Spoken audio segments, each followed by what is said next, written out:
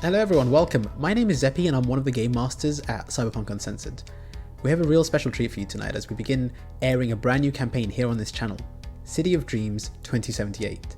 It's a brand new adventure where I'll be taking 5 players into Night City following the events of the video game. I wrote the adventure with a real focus on giving the players a chance to forge their own legend within the city, pursue their goals, and then juxtapose those with the needs of the city and the needs of its people.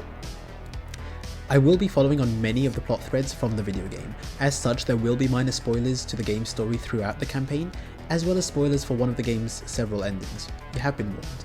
Whether you're an experienced Cyberpunk player or a complete tabletop novice, I hope this campaign will have something for everyone. There are minor changes and deviations from the Cyberpunk RED rulebook in order to compensate for that 33-year shift in time, but I will make a note of them as we go along. An immediate change you'll notice is that we're using a completely different map that is much more alike to the map that you find within the video game. I can't wait for you to explore this continuation of the lore, the people and the dangers Night City has in store for our players. So please sit back and enjoy the episode. Cyberpunk Uncensored. As we jump into the game, just to preface a couple of things, we are playing a version of Cyberpunk RED that is mostly standard. Only a couple of things have been changed. As you can kind of guess from the title, this game in particular takes place in the year of 2078, right after the events of the video game. And as such, there will be some references here and there to some of the characters and the events that have occurred within the game. The map is going to be slightly different. There's going to be a few different sort of items and reskins here and there just to sort of align the universe more with sort of in line with what you are used to in the video game. But apart from that, it should hopefully be really familiar to anyone who has seen Cyberpunk RED before. And if you haven't, well then hopefully this should serve as a really good introduction to you. So please enjoy and we'll jump right into it. So, just fantastic. Welcome to the City of Dreams. This is Night City in the height of its rebuilding after the Unification War of the 70s. The current president has left the Northern Californian state in relative peace after the separatism that they displayed and the resistance that they demonstrated during the reunification war, or metal wars as they later became known. And even though 8 years have passed and devastating rumors about Arasaka's downfall, so to speak, the destruction that Arasaka went through in the previous year, its stock price is plummeting well over 13%, which for a giant behemoth like Arasaka is a lot, to be sure. All of you, having grown up or spent a considerable amount of time in the city, have seen the changes that the city has undergone in the last few years. And as is the case with edge runners in the city, it's make or break for them. It's do or die. As such, all of you took a job together by chance around 8 months ago of this period. And due to certain complications in that job, you started messing with the wrong crowd. You started attracting the attention of very powerful players. And this forced some of you to go into hiding. This caused one of your friends to unfortunately pass away. And as a result, you knew that you had started poking and messing with forces maybe beyond your capabilities. There's still relatively up-and-coming edge runners within the city. It is now 8 months later, and a young executive by the name of Connor O'Sullivan has approached all of you with a proposition. A client of his undisclosed as of yet. Once a particular item retrieved from the Night City sewage system. The Night City sewage system, which you know, and there has been a lot of talk about in the news, is about to be fumigated and rebuilt. There is a huge reconstruction effort that is happening between in collaboration with Night Corp and Biotechnica in order to revitalize and rebuild the communities around the sewage system, make sure that it becomes a sort of habitable, that the areas that the sewage system sort of runs near and runs under become modernized, and the surrounding areas actually become inhabitable, because right now some of them are simply just toxic waste dumps. And so as you are approached and for various promises by this client to potentially provide you with some answers that you were looking for as part of the events of the past, you all meet up and gather in the morning, just the day before the sewage system is supposed to be fumigated.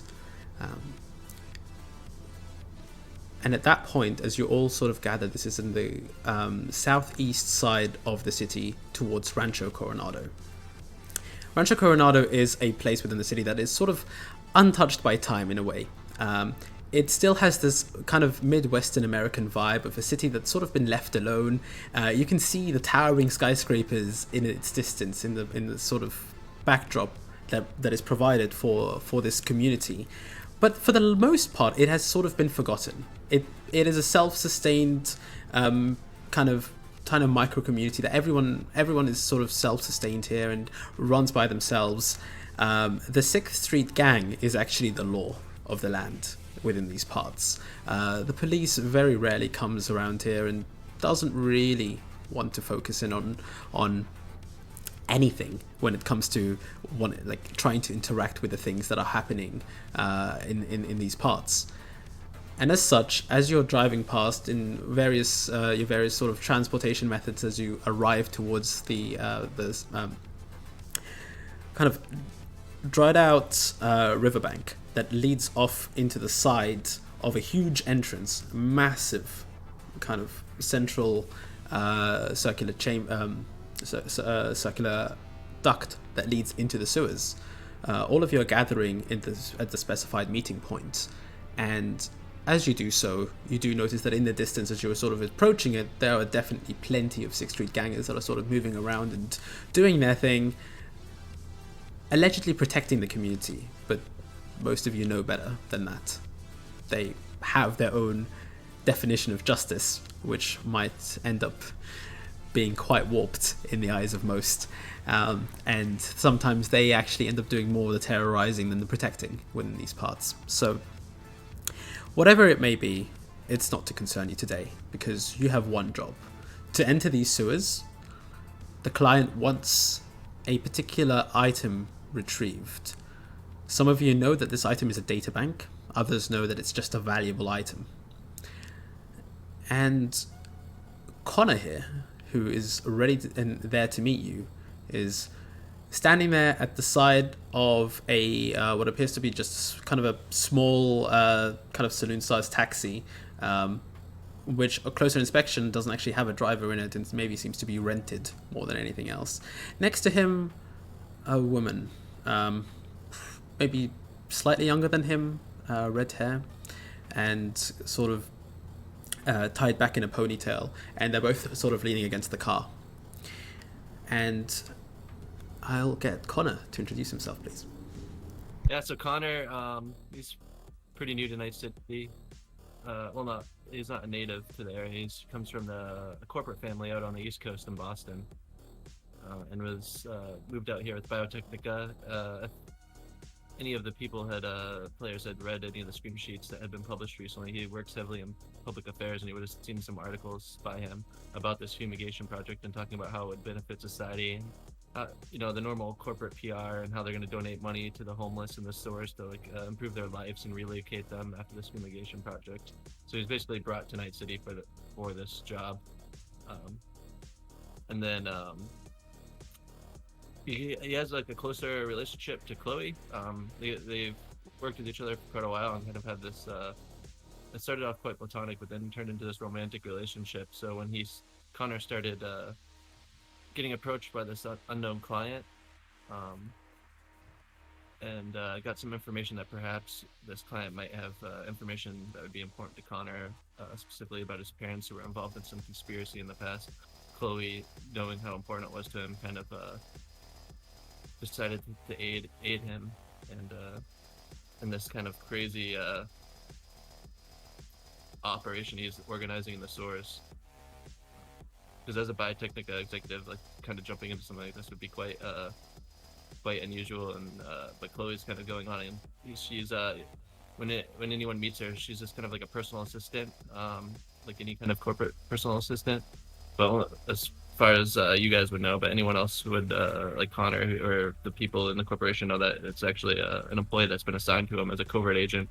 She does protection and also helps his deal with any things that might come up that could hurt the company image, to clean things up afterwards, things like that. Amazing.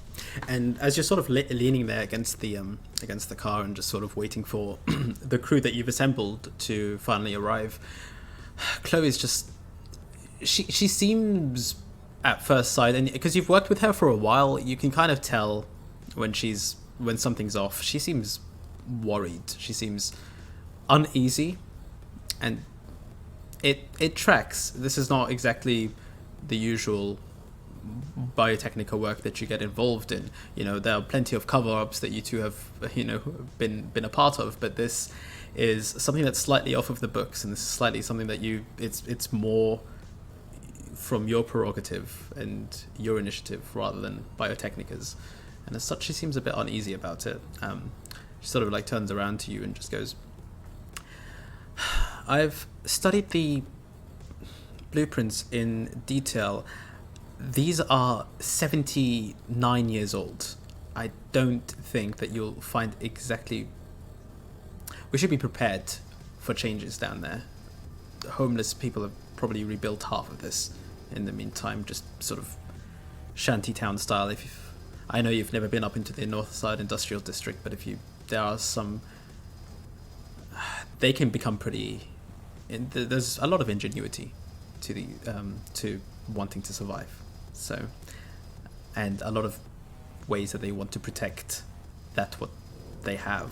When you have nothing, you hold on to this very, very small things you do have, and we're about to go stamp all over their home. I'm quite uneasy about this too, but ever since Caspa contacted me, or whoever the hell he is,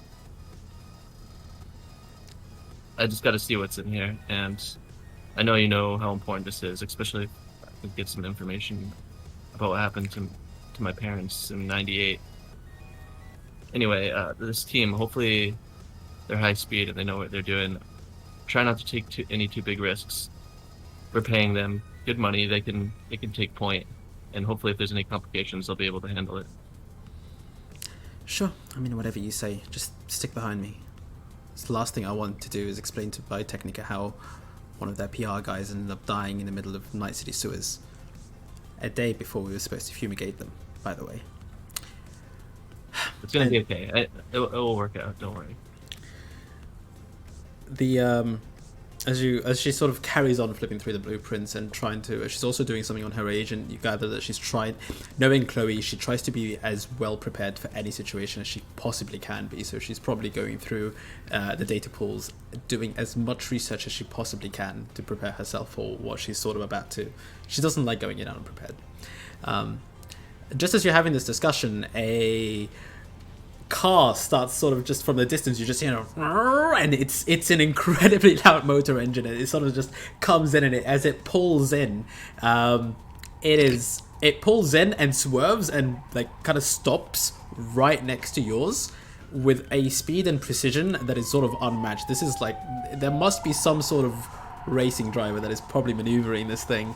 And out steps rather kind of tall, long hair. I'll get Woody to introduce his character. Yeah, so Woody kind of screams into a halt right next to Connor's and Chloe's vehicle. Big kind of dust cloud behind him, as usual. He steps out. Woody is an Aldecado nomad street racer. He was born with a wrench in his hand and the pedal to the metal. His driving caught attention of Aldecado family members, and he was assigned to be a transporter and transport guard. When he's not assisting the family, he's a part-time edge runner and a street racer throughout Night City, mostly in Kabuki. And he's also an avid participant on conspiracy theory data pools. He's just a good old boy, the mullet and boots and nomad leathers. He was approached by Connor, I guess a couple weeks prior. After one of his races, he was right at the finish line, and Connor took him for a drink, told him what the score was, and was promised eddies, as well as information about those that were responsible for his friend Sin's death. And Sin was killed during a recent run on a Maelstrom warehouse a couple weeks prior, so death's still fresh on his mind. Definitely looking to find that information on his friend's killers, and hopes to see some familiar faces on this run here. Amazing. As you pull up, the two of you sort of meet eye to eye, and you recognize him immediately as being the nomad that you did hire, indeed. Connor, oh buddy, oh pal, oh Sullivan. Quit being a wise ass. Nice Yeah, to get see over you, here. friend. Have you seen the maps we sent you? I mean, I know they're a bit outdated, but I mean, it's the best we can really get right now. Yeah, I've seen the map. Never been in a sewer, out in the Badlands. We just dig a trench, if you will. But yeah, it looks straightforward, but if I know anything about these corpos here, I know that nothing's as quite what it seems, or so I've read. I guess we can agree on that point. I'm expecting there to be quite a few unknowns in this, and who knows how much of this area has changed or what could be inside. I heard one time maybe that in these Night City sewers, that especially, I don't know, with Biotechnica involved, I only imagine that there's giant rats and alligators and whatnot, creatures I've never seen before out in the desert. Don't believe those things you see on the data net. I mean, that's just a bunch of bullshit people say about Biotechnica. Most of the things we're doing are, that we have sustainable forestry. We're helping the environment. The Biotechnica is a quite different company than the one you're reading about. Hey, it's all fake news. You say. Whatever you say, pal. As long as the eddies are good. Yeah, it's not relevant. I mean, of course, there's some bad apples, but hey, you're getting money to do this job, so let's just focus on that. You look over, and Chloe's face looks relatively worried, even more so as she sort of looks up briefly. Her eyes widen at the statements that are being made, and just sort of like looks back down at her agent and just kind of keeps to herself. Doesn't even introduce herself. All right, where's everybody else? You do hear a couple of cars approaching, and these are two taxis that seem to be pulling up. And from them approach a rather larger looking man, tall, large frame. I will let Ward introduce himself, please. All right. Ward is an ex-Militech super solo who is married to a corporate bigwig who is running a secret genetics experiment. Her corporate rivals used his built-in cybernetic failsafe command kill to force him to murder her. Surviving the ensuing purge and left for dead, he had all the Militech cyberware removed, and as part of a medical treatment for his grievous injuries, he had a linear frame installed. It's an older, bulkier, and obvious model. Now, as much machine as man, he strives to bring justice to the corpse at the barrel of a gun.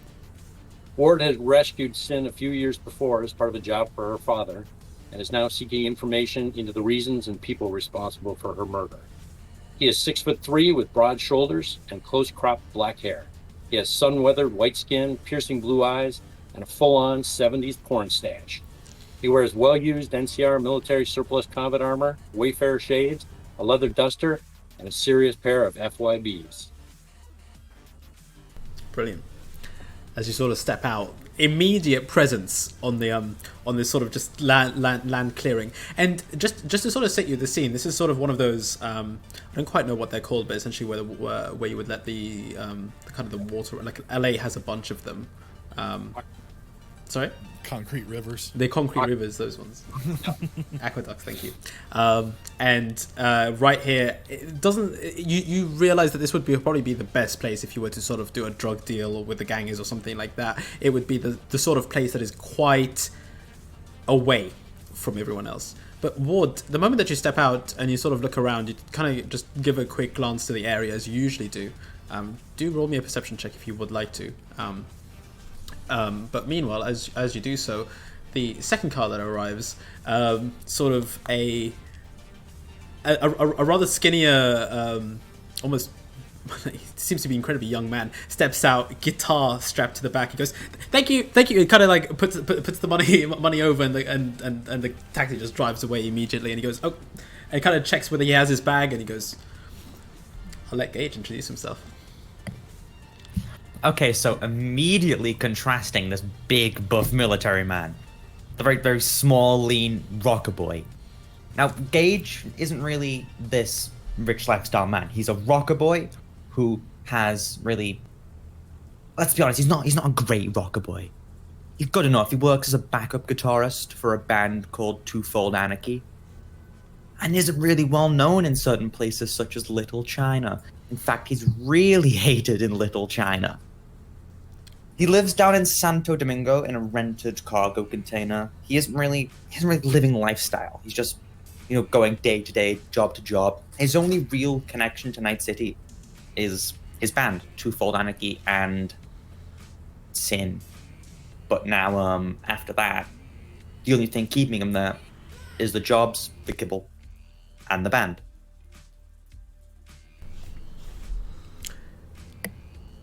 Overwatching all of this, Forge, you are standing not too far from the aqueduct with a pair of binoculars, watching the scene unfold. Depends on how, just sort of surveying very briefly who is approaching, and who's sort of like making sure that you're staying away, ensuring that you're not getting yourself into any sort of vicinity until you're sure that it is what it is supposed to be. Forge, I'll let you introduce your character. I think you are muted, potentially.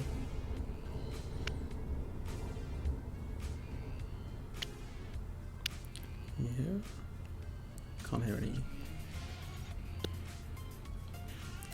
The beauty of the internet. You're not lighting up either. Occasionally it flashes. Yeah. How about now? There you go. Yes. Perfect. Okay. So it seems like that the voice filter that filters our background noise died at some point, so I switched the inputs first to the actual microphone.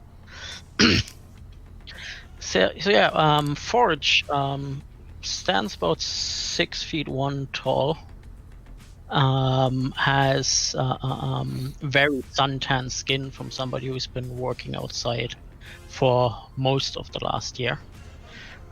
He is still wearing more the clothes of a reclaimer, so it's more brown tones that blends in with the desert and the Badlands, including a hood, breathing mask which is currently pulled down, a carry-all that is full of stuff, and where you see a small antenna and two small satellite dishes poking out of.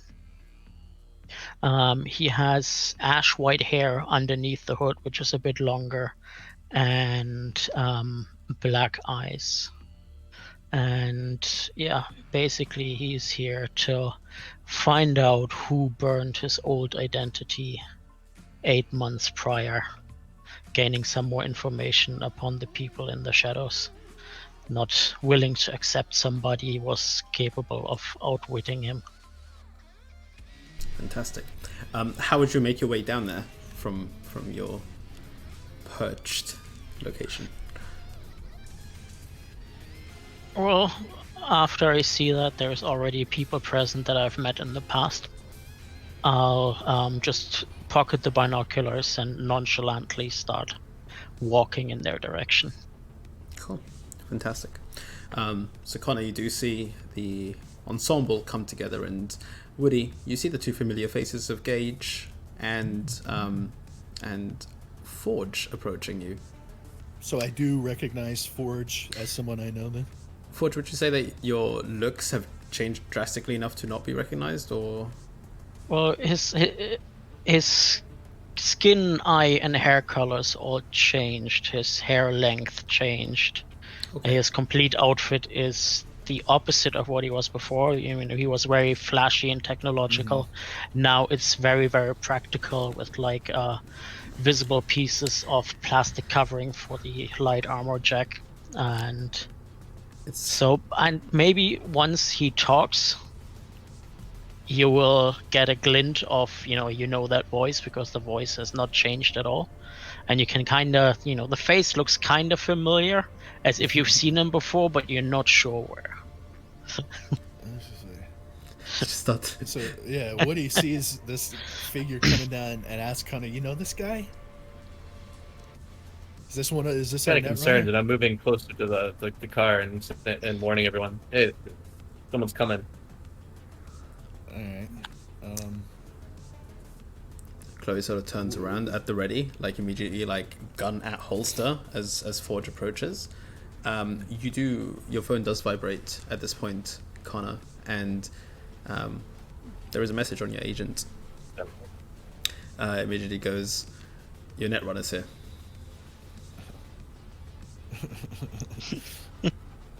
This is from the voice? Yep. Yeah. This is from the unknown. I send a message like, alright, so I send a message like, "Copy that, Casper. It would be nice to have some warning next time." No You would reply. ask- Because I don't know his name, so I'm just like referring to him as Casper when I send him the messages. It's just like or random or like goes to Christmas past and things like that. So I turn to the other guys and I'm like, apparently this is our netrunner. I was just informed of about 2 seconds ago. Hey. Do you guys know who he is? He looks kind of familiar. I think I know who that is, but he looks a lot different now. You would I ask gotta for put my hand up and wave at him and beckon him closer, because now that I got this message, I'm feeling a little bit more somewhat secure, because the voice hasn't done anything too wrong yet. So Yeah. you would ask for a Chloe- persuasion check. I dropped in The perception check. Thank you so much. At 35, you sort of immediately, again, with a relative sense of, it's the same sense that you take forward into combat. It's that combat awareness that you have as you're sort of just scanning the immediate environment. You do notice there are 2 cameras at the entrance of the sewers. Looks like closed circuit type cameras that are sort of attached to the sewer entrances. It's actually remarkable that you would notice them from this distance, because the sewer entrance itself stands at least, this entrance at least stands quite, like probably a 70-80 feet high, and you guys are about 80 feet away from it, so they're relatively small to kind of be noticed from here, but you notice a tiny blinking red light on the corner of it, not even very noticeable. You also do notice Forge's approach earlier than the rest of them. You don't notice him sort of in the outperch, but you do notice his descent at least. You do notice that there is probably someone approaching a bit earlier than the rest. now. You had me get a hold of somebody to go to Sin's grave. Was it Woody or was it Forge or was it who was it that took me there? It would have been your choice as to who you wanted to approach. I would have most likely said it was Woody, because Forge was very hard to get hold of. Okay. And I know Woody a little bit, or at least as an acquaintance. We've met before. yeah, you have met him at least once before, which is good.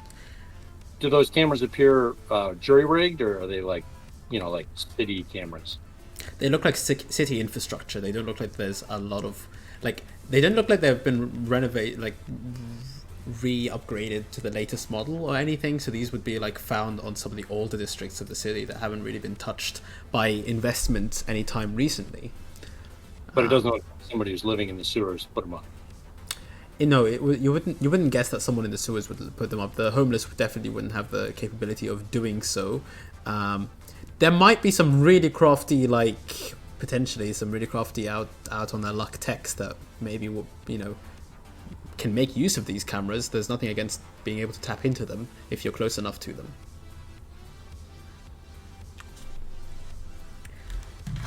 As you all convene, Chloe just sort of counts the last one that is approaching and just goes, "Oh, that's all of them, I guess."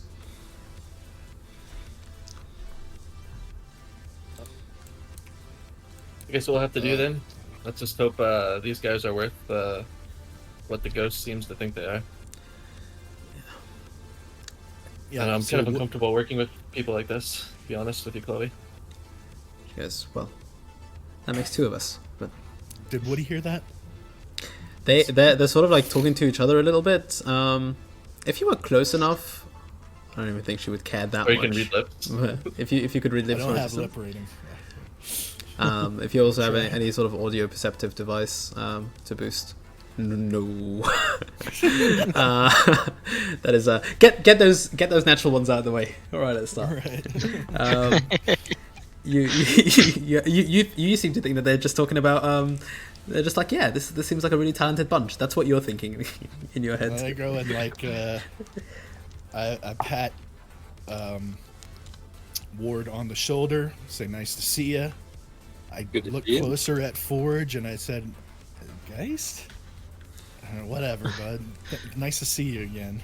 And I high five Gage.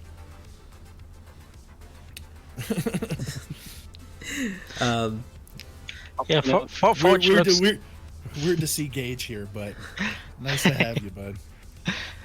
Forge looks over to you and says, "Just hey there. I thought it would be a bit harder to recognize, but then you also see the bow on the back that was very familiar, and it kind of all pulls together with the voice, the bow, supposedly a netrunner."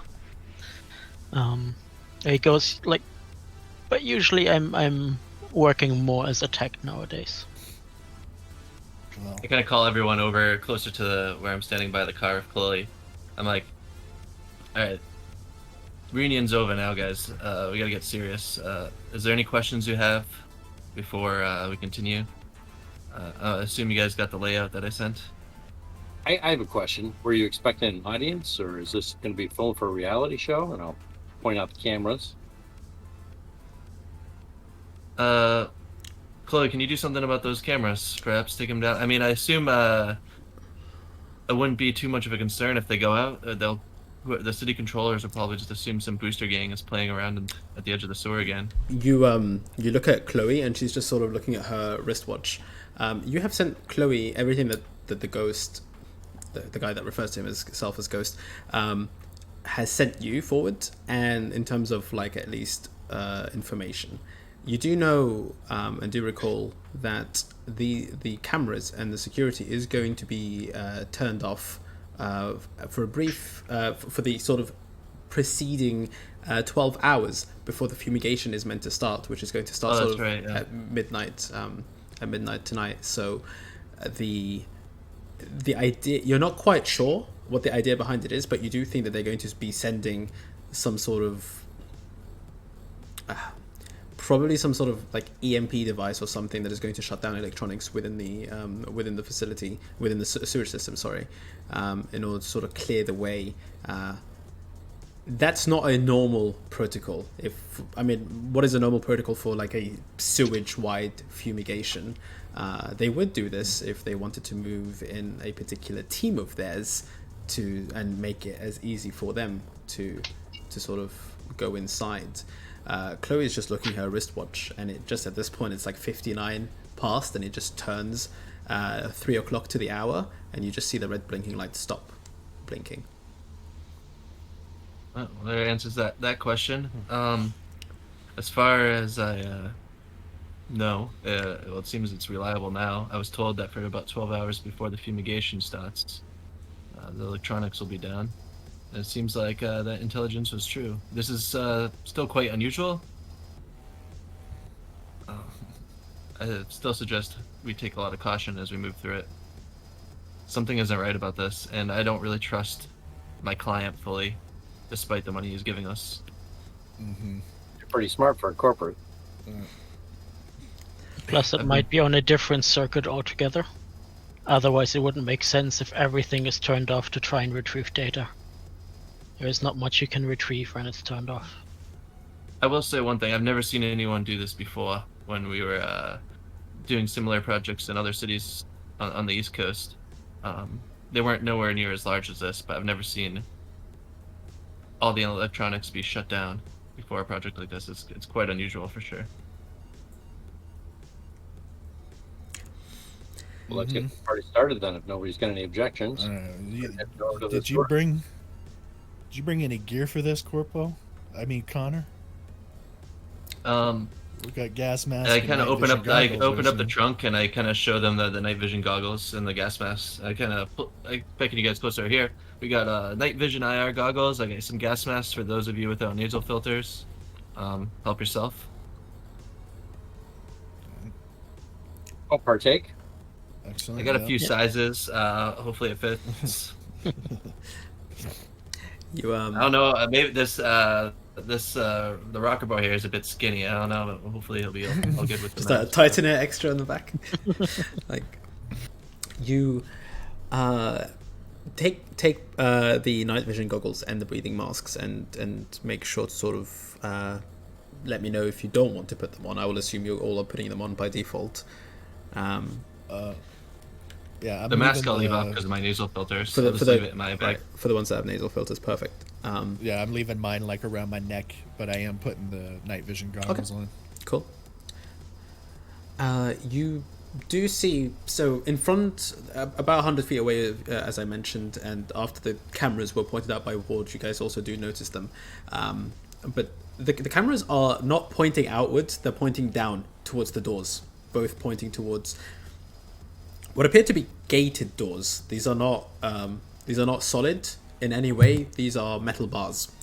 Now, somewhat rusted from a distance, you could already see that the paint is already kind of peeling off and they're rusted in small parts. These are nevertheless two double doors that are chained together with a chain in the middle. This and then the rest of it is basically solid concrete wall. Upon closer inspection, you do notice that the solid concrete wall was potentially maybe meant to be a retractable or opening massive sort of aqueduct that would sort of just let out the water, but it seems to have been sealed up instead as part of maybe an unfinished construction or something. I'm kind of stepping back, staying close to Chloe, but I'm basically, as the one hiring them, I'm kind of taking the rear and letting them take the point and be the brunt of the danger right now. I'm just kind of observing them as they move forward. You guys do notice that Connor takes, not like visibly takes a few steps back, but he does that thing where like after you and just like all of you are sort of moving a bit ahead of him naturally. Well, I'll try to smash the lock on the chain at the butt of my gun. Absolutely. Roll me a athletics check.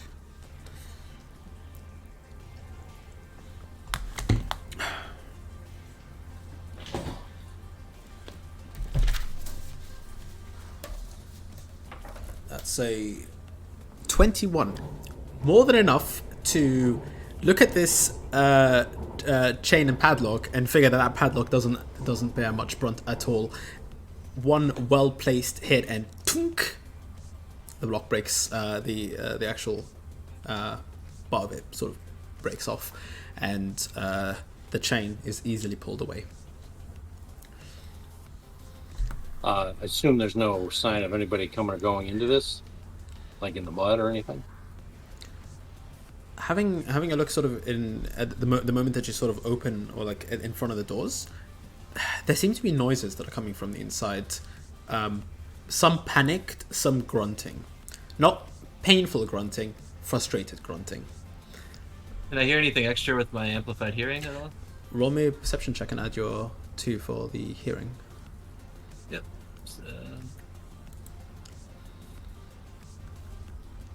So it'll be that plus 2. You'll have to roll a crit roll on that one as Oh, well. no. Yeah, That's bad. fortunately. It'll be Crit fail. so it'll be a 13 with the It'll be a modifier. 14 total, right? Oh yeah, 14. 14, yeah, cool. I mean, there seem to be sort of a couple of you try and focus, and the echo is throwing off slightly because of the chamber itself. But there seem to be a few voices that seem to be reacting to the fact that it's pitch black and some of the electronics aren't working. Okay. Someone seems to have turned the power off, as you know, and they seem to be reacting to that. But the most part, the voices are like, "Oh, I was just trying to warm it up," and the other one is just like, and it's just like there are a couple of voices just like one of them sounds slightly like almost hysterical. It's just like, "They're coming for us, they're coming for us," and it's like, and that reverberates across the sewers. Okay. All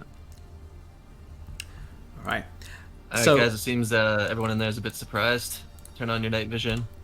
Keep moving. Oh, I guess there are civilians in here.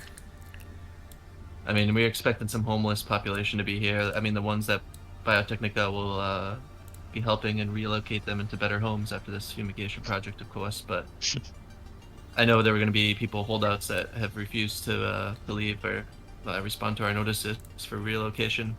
That's expected. They're stubborn people. They're going to stay. Alright, well, hopefully they're not armed. So I have, because this is not going to be, this is slightly unusual. The map that I have dropped you in is the blueprint you have, and so it's not an accurate representation of what you might encounter. As such, there is no sight lines on this map. This is you can see the entire blueprint as you would have it in front of you, and it's a guesstimation as to where you might be. And so as you move across, it's going to be based more on narration than anything else, for you to sort of recognize where you might be and things like that. Understood. As you make your way immediately through the doors and like put your night vision goggles on, and I love thinking that they would make this typical Splinter Cell noise, you do sort of have a look around, and the first thing that you sort of notice is immediately the ground is relatively wet here. There seem to be drippages coming out of the walls of the sewage system. You figure that the pipes themselves that run a lot of the wastewater, you can sort of hear rushing further up ahead slightly. That might be kind of rushing up slightly above. The tunnel itself is dry for the most part. This was, for anyone that would be maybe potentially a little bit more clued up about infrastructure, I guess, or architecture rather, potentially going to be an outlet that was never actually connected properly, and so that is why they just boarded up the entire side of it. This was supposed to be an outlet maybe for flooding or rainwater, since the Night City was so close to the bay and to the sea. And one of the things that they were really scared about back in the early 2000s when they built this, or just like sort of in the late 90s, global warming back then was taking a massive toll on so many parts of the city, and so many parts of the country rather. They did not want Night City to be the next city that would get hit by flooding, especially after all the money that they spent into it. However, it was actually later countered through the use of technology and sort of slight terraforming, if you like. Basically what Japan does around the bays of Tokyo, which is to sort of erect larger walls and larger sand piles to stop the water from the rising water levels from affecting the bay itself. So this ended up sort of just not being like a fail-safe rather, or just a sort of an extra like countermeasure that didn't really ever get used. As you do sort of step inside, there isn't a smell of wastewater as such. Most of you are wearing breathing masks, and so you can't really tell if there's any sort of weird smells around here. The ones that don't have the masks, that have the masks off and are just wearing nasal filters, also don't tend to smell a lot. Nasal filters tend to filter out a decent amount of that stuff, but there is a faint hint of odor that you would get with large homeless populations, of just sort of because of the sanitary conditions that are down here.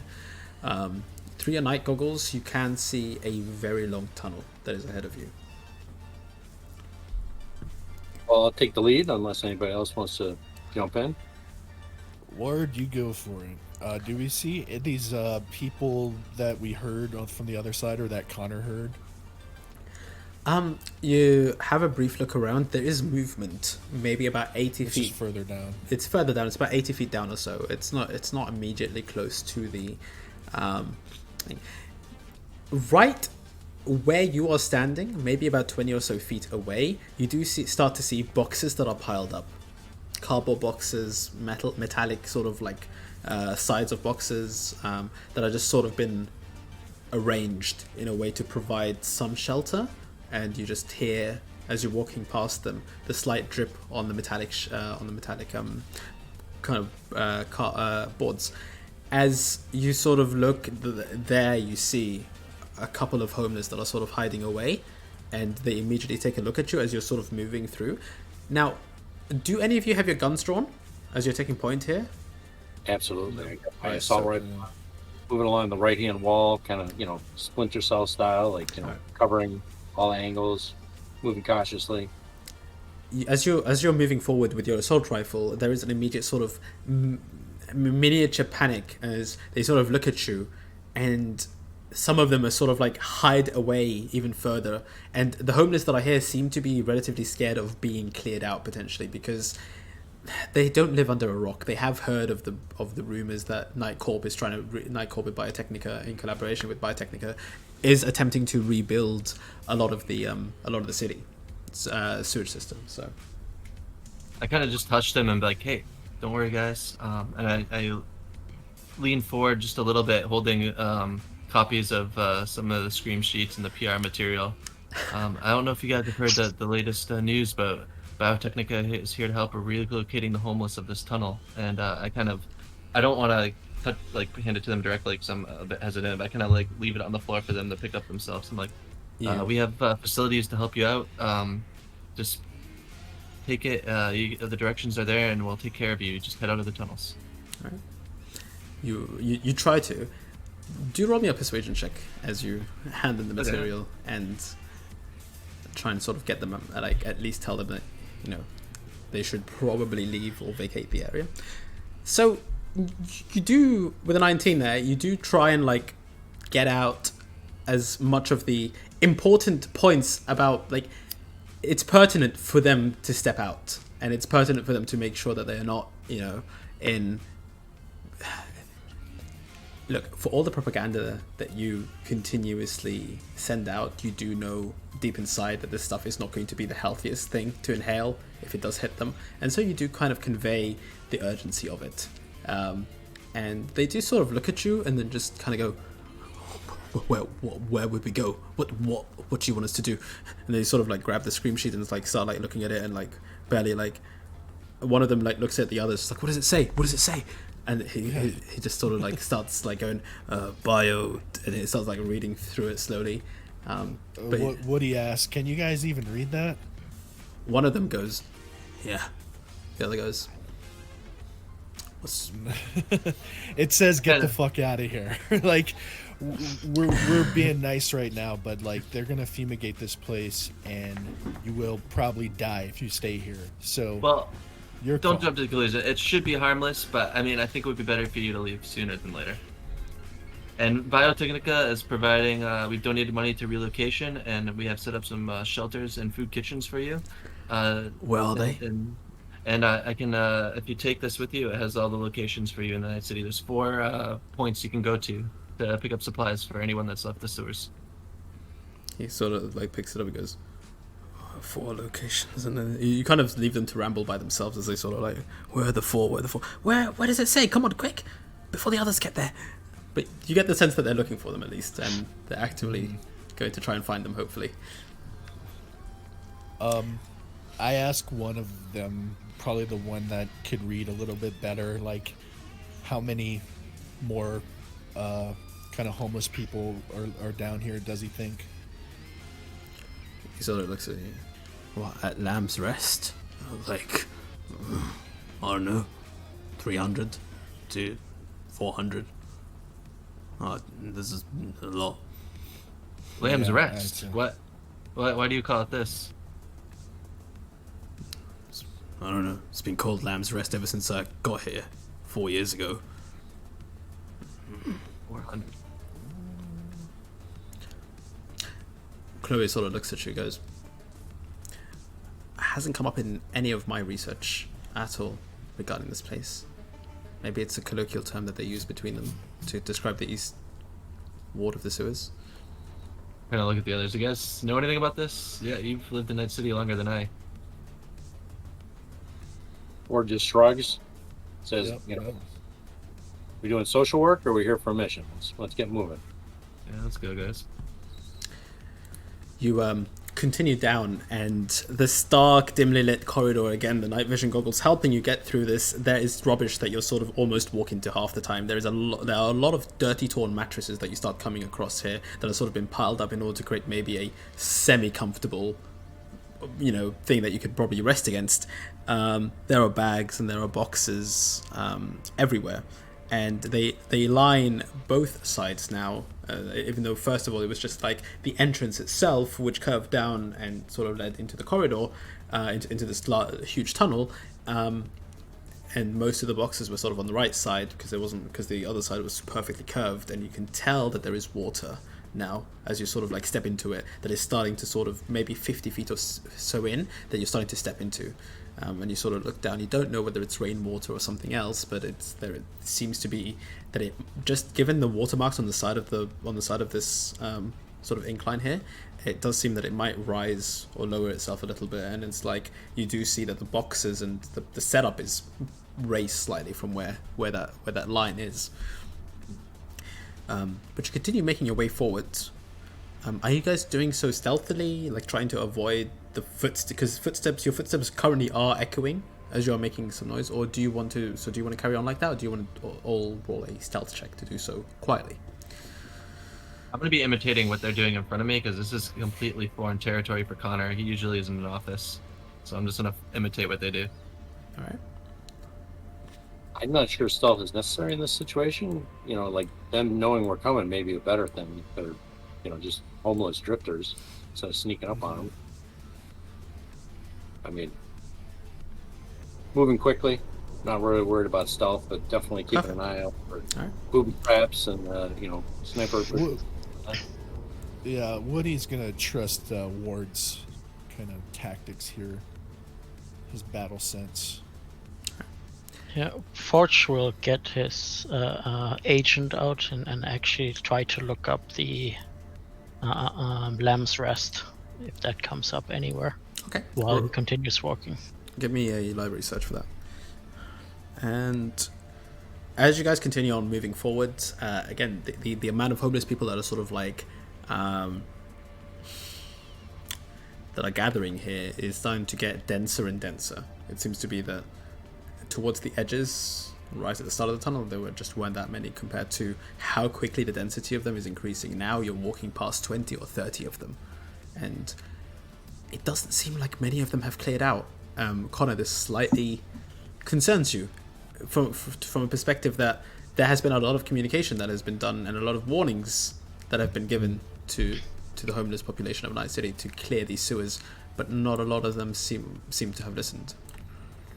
Yeah, I'm just I don't want to spend too much time talking to them, but I am passing out information as we walk by to the ones that are close and telling them to pass this on to the others. And I'm telling Chloe just to pass out any of the PR materials to them, and basically just warning them that they need to clear out soon.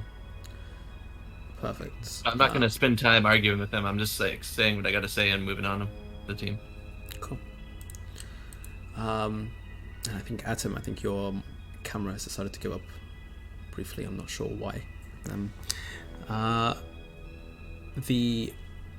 As you sort of make your way forwards and sort of continue to, and Chloe just sort of looks at you and just goes, "Come on, just let's we can't fall behind too far." And she sort of, every time that you approach them, she seems concerned. She's running like a mini risk analysis in her head to try and figure out whether this is a good idea every time. So she sort of just holds like the gun, not pointed at the homeless or anything, but she sort of just keeps it sort of like kind of pointing down, and it's just in hyper like analyzing mode.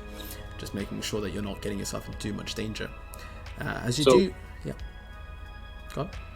Ward's plan was to go up west and then make our way to that large central chamber in the south, and he'll have brought that up to these guys on their blueprint or whatever. Do you guys agree with that assessment, or did you want to check out one of the other chambers first? So you're saying we want to go towards this large chamber here? Yeah, where you're pinging right now. Okay. That would be my initial, like you said, the item we're seeking is in one of these chambers, right? Yeah, that seems like the most important kind of location. We could, I mean,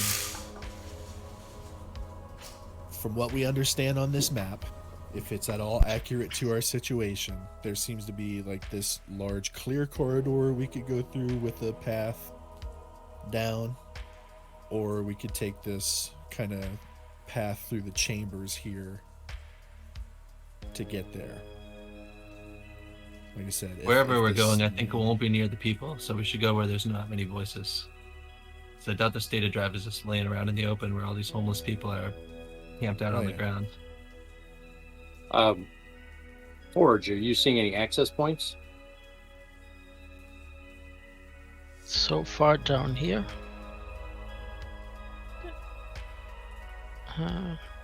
Oops, that was the wrong button.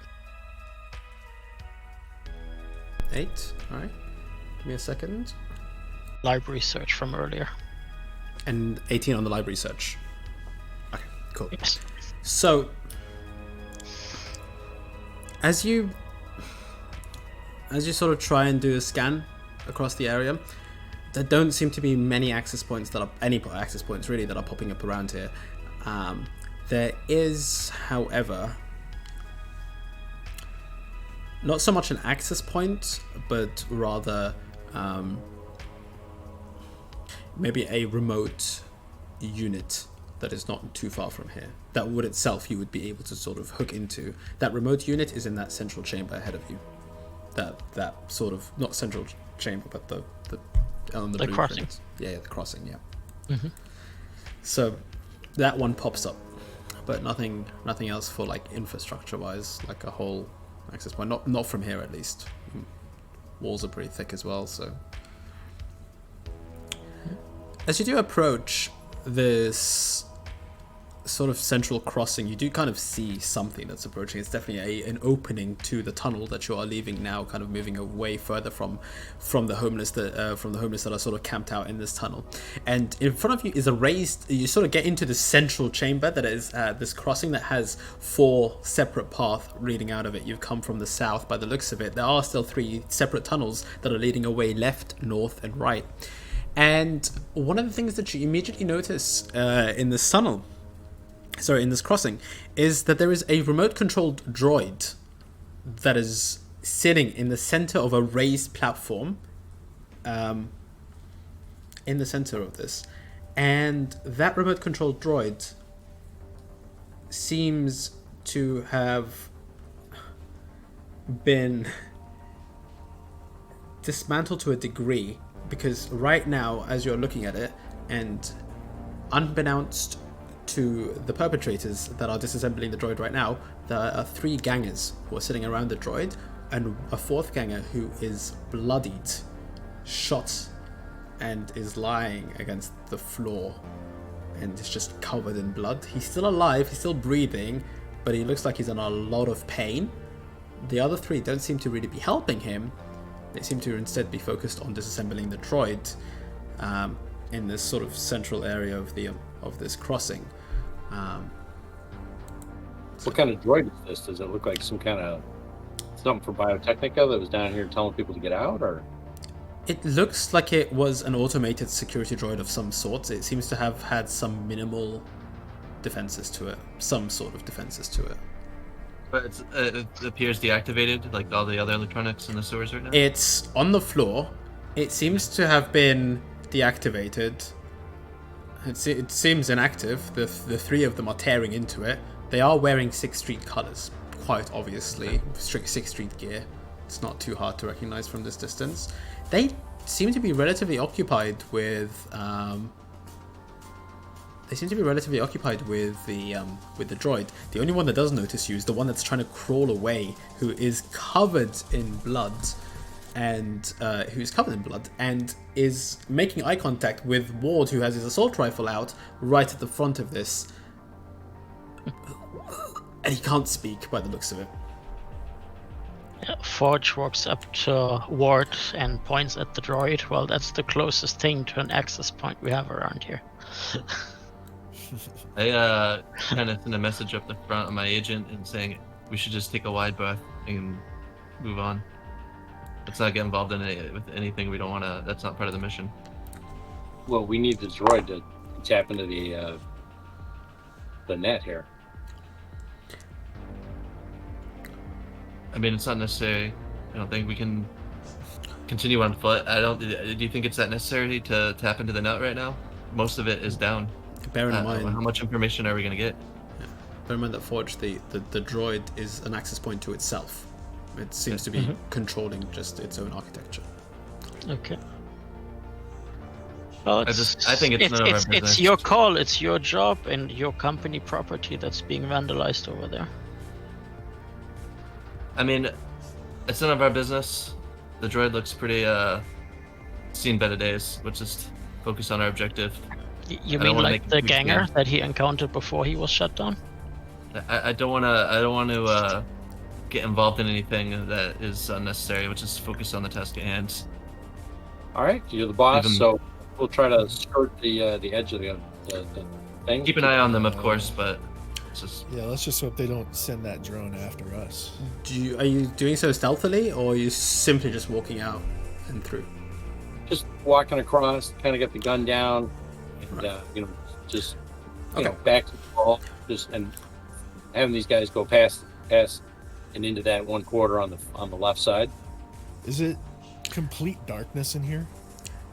This room does not seem to be complete darkness. There are a couple of torches that the gangers have and are using, and in addition to that, there seem to be several homeless shelters set up in the corner, again these kind of makeshift boxes that have been piled up, and some of them seem to be using a flashlight of sorts to sort of just keep on the you get the sense that not a lot of them are prepared for complete darkness. They're used to the lights being on in here, and the fact that they've been switched off seems to be troubling most of them here.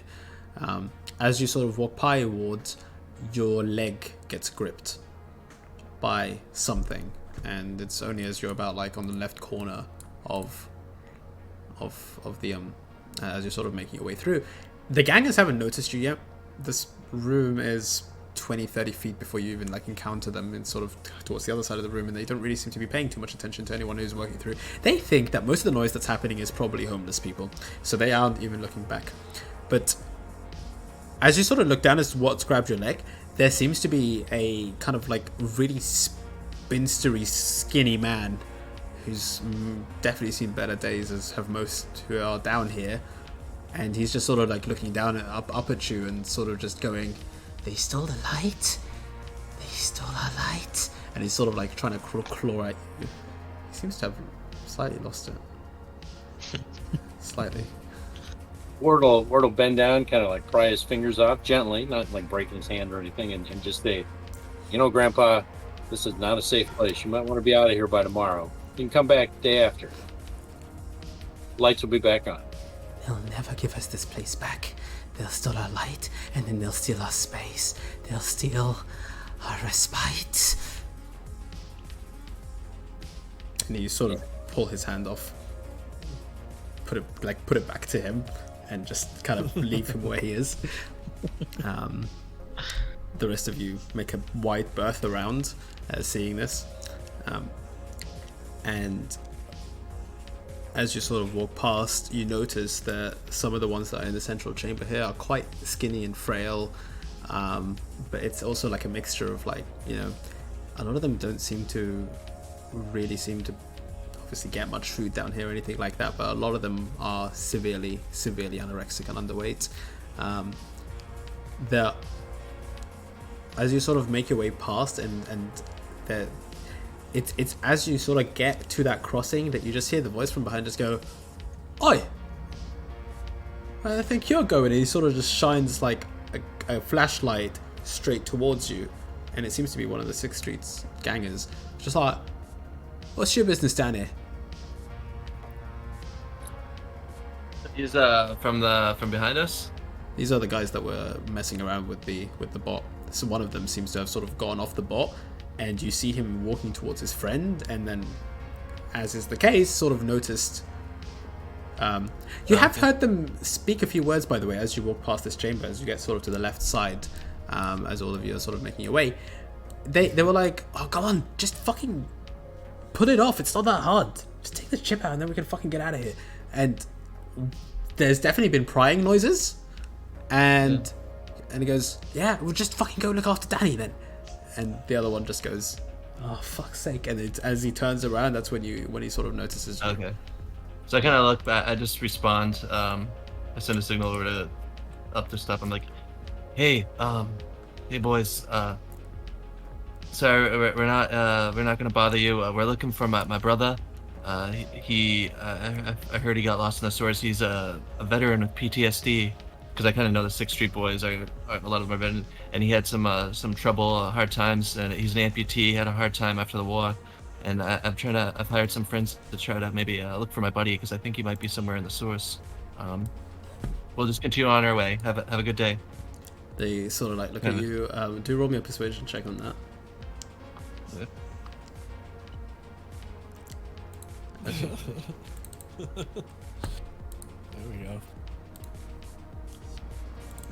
So, as with a 17, you sort of like convey the message to them, and you're telling them, and you're trying to calm them down. You're also talking in an incredibly non-threatening manner, and in a very like, we're going on about our own business. They sort of look at you. They go like, oh, I never heard of PTSD veteran down here. It's like, you know, the other guy looks at him and like slaps him around the head. Is like, what? You know every fucking survivor from Nam and the other fucking corporate wars, you bastard. And they seem to be like. There's a weird dynamic around them. For starters, all of them have British accents for some reason. So that is the first thing that catches you off guard. You haven't met many 6th Street gangers with a British accent. But the other one is just like, just fucking let him find his brother. If he ain't bothering us, it's like, yeah, you're right, sorry. And he's just like, sort of like, just go fucking be useful and look after Danny, will ya? Walks off, leaves you alone, shines the flashlight away. I kind of just tell everyone, all right, guys, let's keep looking for. Let's go. Well, James has got to be around here some way, I guess. So let's keep heading down. You guys make your way, and as you continue, sort of you get into here. It does seem like there is. Kind of going off of the blueprint, you make your way slightly further down this corridor. Again, most of the corridor here is just sort of lined up with homeless. Now, there are a couple of homeless people who are starting to walk about a little bit here as you get sort of into this side of the corridors, and there is definitely a shift in like the frequency that people are moving around at here. This seems to be slightly livelier to a degree. As you look around, there are smaller tents that are set up. And there are a couple of almost like stalls, like makeshift stalls with like a box and a couple of things on top of that box, and a guy behind it who's carrying a shotgun, who looks pretty like is just carrying a shotgun on his side. He's making a point of making it look obvious that he has it, and is just like standing there, and he's just sort of on his agent, scrolling through a little bit. He's got a bald cut, like just complete a buzz cut, and relatively butch. Relatively intimidating by his size alone. Doesn't look like an animal ganger or anything like that, but just does look pretty built at least. And the shotgun is almost secondary to his build at this point. Does he appear to be, you said, guarding something? He's behind a stall, and it's a makeshift stall because it's just a box that's propped up. On the stall itself, you see 4 bags of kibble. And you see potentially what appear like 2 or 3 packs of cigarettes and 3 magazines of dirty porn magazines. And you haven't even seen porn magazines in a while. You didn't even know they were still printed at this point. Vintage maybe, but as you sort of like look at him with the night vision, and you guys aren't particularly going out with any lights of your own, he seems to be frustrated about the fact that the lights have gone off, because he's strolling on his agent and he seems to be trying to get something to like kind of create a light here.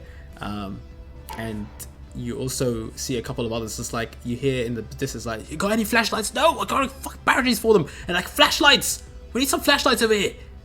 And some of them are like, what? Where are the flashlights? And there's a bunch of sort of yammering about flashlights in this area, by the looks of it. Well, there's a missed capitalist opportunity. Any of you guys got a flashlight? You might have some. You might be able. We could trade him for some information on what the layout is ahead. Yeah, Forge slips one hand into his carry-all and pulls out a flashlight. Well, make it count. Hands it over to Connor. Don't worry, I'll pay for a new one. He kind of takes it. I walk up to the guy and I'm just like, hey, I got a flashlight here, extra. I'm looking for my brother. He's somewhere down in the sewers. I think he might be lost. He is a wounded veteran. He has some traumatic disorder. I'm really concerned for him. I'll trade you this flashlight. Do you have any information about the layout of the sewers, what lies ahead? It's like a maze in here. I'm gonna get lost. All right, you hand him the flashlight, and he sort of like grabs it, and then immediately like turns it on. He's like, "Oh, much better." And he sort of puts it up at the top of like this makeshift stall, and just goes, "Cheers." And then he kind of like looks at all of you. It's just like, "You're here to find your brother with this much gear?" He's got PTSD. I mean, he's a bit unpredictable. He has a lot of cyberware. He can have some violent tendencies. We're just taking precautions, but and I don't really know what to expect. Kind of looks at you, relatively unsure as to whether he's buying the story, but do roll me a persuasion check. He seems skeptical, at least, that anyone would come down to the sewers looking for anyone recently, but natural 10, so roll me another crit roll on that. 25. You do bring it across convincingly, at least, and as he sort of looks at you, he goes, "Well, to be honest with you, we've seen our fair share of increase here, so I'm not surprised that your brother might be down here, but I don't know how to help you. There's countless homeless. If you got any distinguishing features on him?" Well, I mean, I'd prefer to know more about the layout. My brother is a bit of a, how do you call it, a lone wolf. He is a bit more introverted. He probably wants somewhere quieter, less people.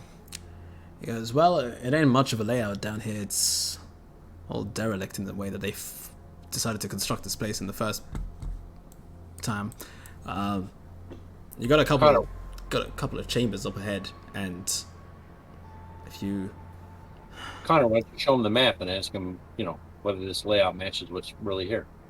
Okay. I mean, yeah, this is an old map from the datanet. It's 70 years old or something. He kind of like looks at us like, kind of like takes a minute to like figure it out. He goes, "Oh yeah. So, all right. So this is the south entrance. Yeah. There's a couple of things that have changed here. Quite a few things. If you just go out further up ahead, most of those walls have been knocked down. It's one huge central chamber actually around the generators. That chamber, the big one with what I can assume is generators or something, with the stairs, that one is gangers operate out of that. I would be careful if I were you. If your brother is a veteran, however, he might be rolling with them. I think he might. I think he's gonna be avoiding people. What would be one of the quieter places he would go to? Somewhere where there's not many people, or maybe an abandoned chamber where no one's living. I don't know much about an abandoned chamber, but it was around a year ago. One of the chambers became pretty inaccessible due to an explosion. That's unusual. Sorry. When was that? Correction, by the way, I said a year ago, and I meant about a couple of weeks ago, 2 weeks ago.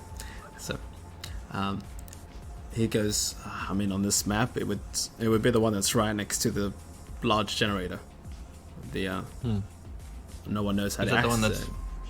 Is that the one kind of in the middle, or He points towards the big one with the stairs and the generators, and he goes, the one that's off the side to it is probably the one that's been made. The stairs leading up to it have been blown to bits. Because God knows what the gangers were doing there, but something blew up, took out the stairs with it. It was kind of like, thinks about it, just like, I don't think your brother would be up there though. Like, Probably right. Yeah. I mean, so what about this? What is this up in the north here? Do you know anything about that area? Looks like there might be more- Which bits? Sorry. The very top in the north of this map. It looks like there might be some more generators, and then another path leading out of the stores. Do you know much about that area? Most of that area has been turned into sort of if you like, a little bit of a black market, night market for purposes. Quite a lot of deals go on down there. Fixers seem to have their own routes going into it.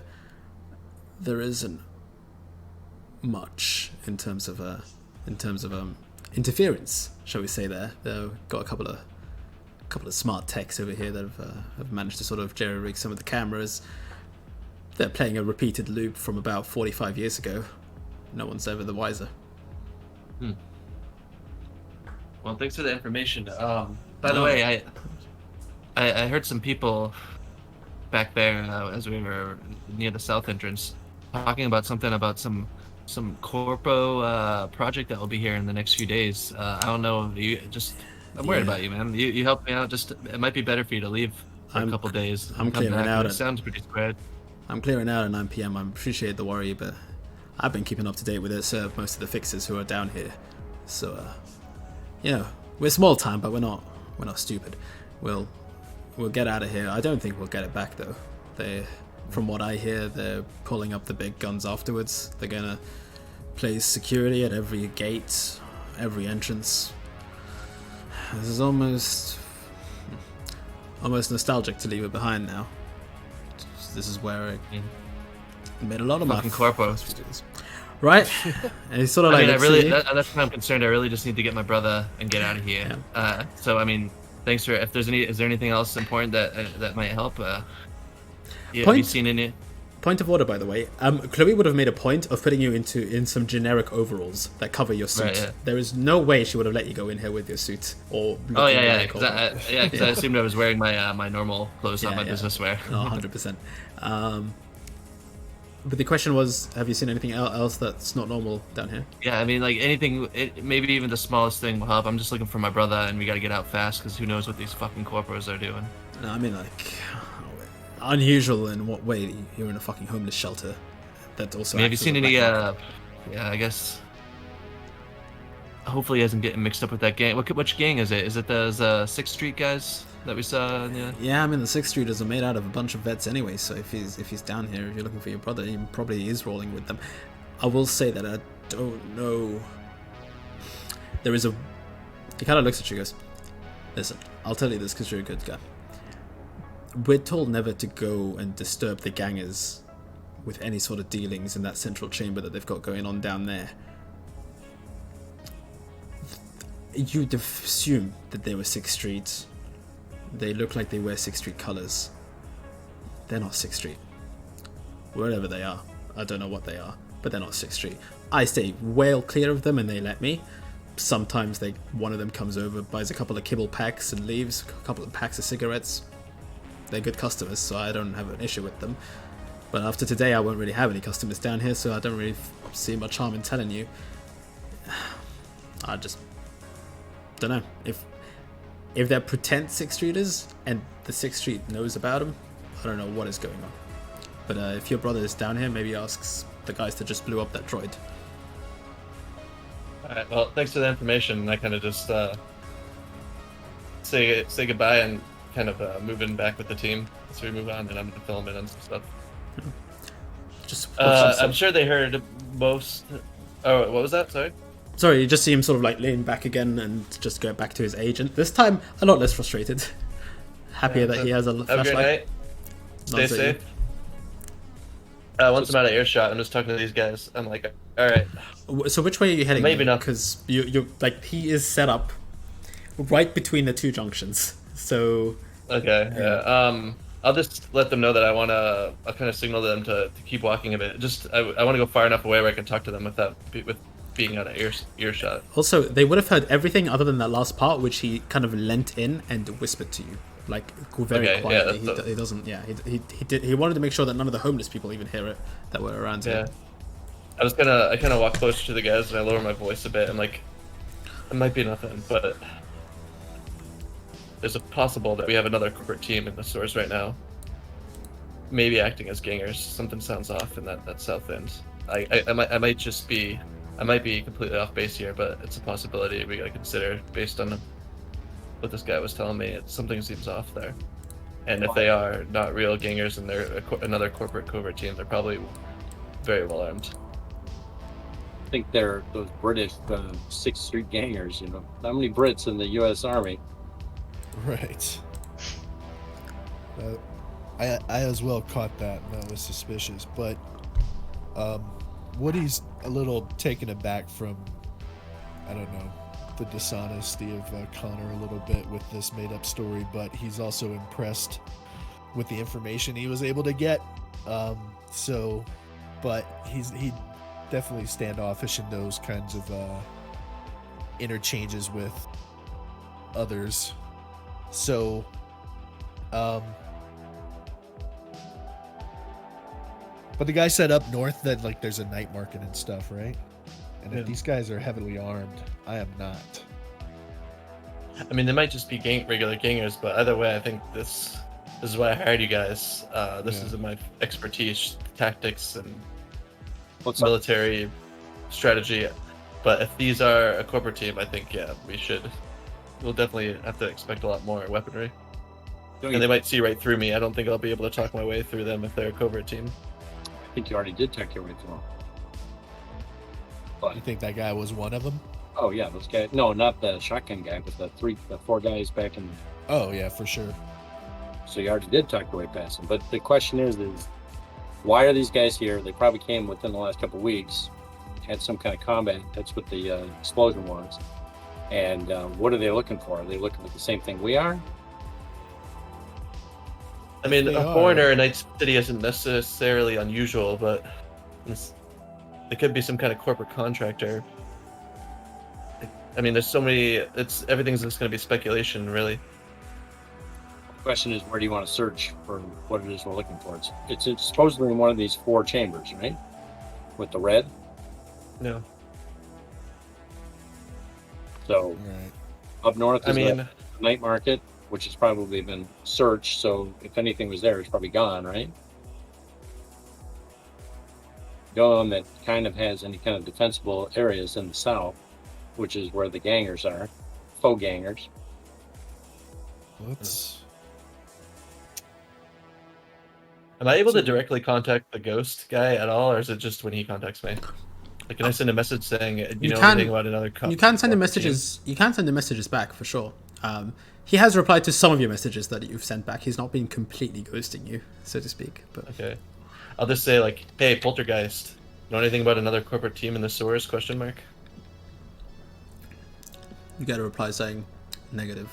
0 corporate team should be down there right now. They wouldn't risk their lives this close to the fumigation. They've got free reign once the fumigation goes through. So if it is a corporate team, it's definitely not Biotechnica or Nightcore. So, guys, he doesn't know much more than that. He knows shit about fuck, basically, is what he told me. But, I mean, it's definitely not Nightcore or Biotechnica. I'll tell you that much. Well, you need to pick a room, head to it, and search it. So we can start with the hardest first, or we can go to one of the easier ones. Your call. Let's go with the one closest to us first. This one up here, if it's still there. So we just continue this way, or Yeah, fair enough. We'll just keep going to the west, and then make our way to that central computer room or machinery room. Sounds good to me. I'll defer to you and Chloe in these kind of matters because obviously this is your area of expertise. Chloe's doing a sort of preliminary scan of the area around where you've just stepped in to sort of get out of earshot. Now it seems now like it's completely... She's sort of making note of the blueprint and making notice to the area that you've just entered. This isn't much more than just a bunch of homeless beds and cardboard boxes again that have sort of been set up, but this time there's a little bit more coordination and maybe using slightly better materials. Almost as if the ones that are here, at least, or have claimed this space, have been around longer, potentially, as the rule of the road goes. You do see that they are older. The average age of the homeless that are in this chamber that you've just entered are probably way above the average age of the ones that you saw down there, and tend to survive. Who just tend to survive to this age. Really, they're probably on the last breath for some of them, as you kind of see they're incredibly frail. Most of them. You do notice that in this chamber there is what appears to be a woman who does not look homeless, and she is just kind of, she has her hood up. She has a hood up rather, and she's going through and she's handing something to the homeless as she's walking through, and she sort of looks over and does, like, as you enter this chamber and you're sort of all whispering to each other like in this small circle, she sort of like looks over and then just sort of like ignores you and speeds up a little bit and then just carries on handing stuff out, whatever she's handing out.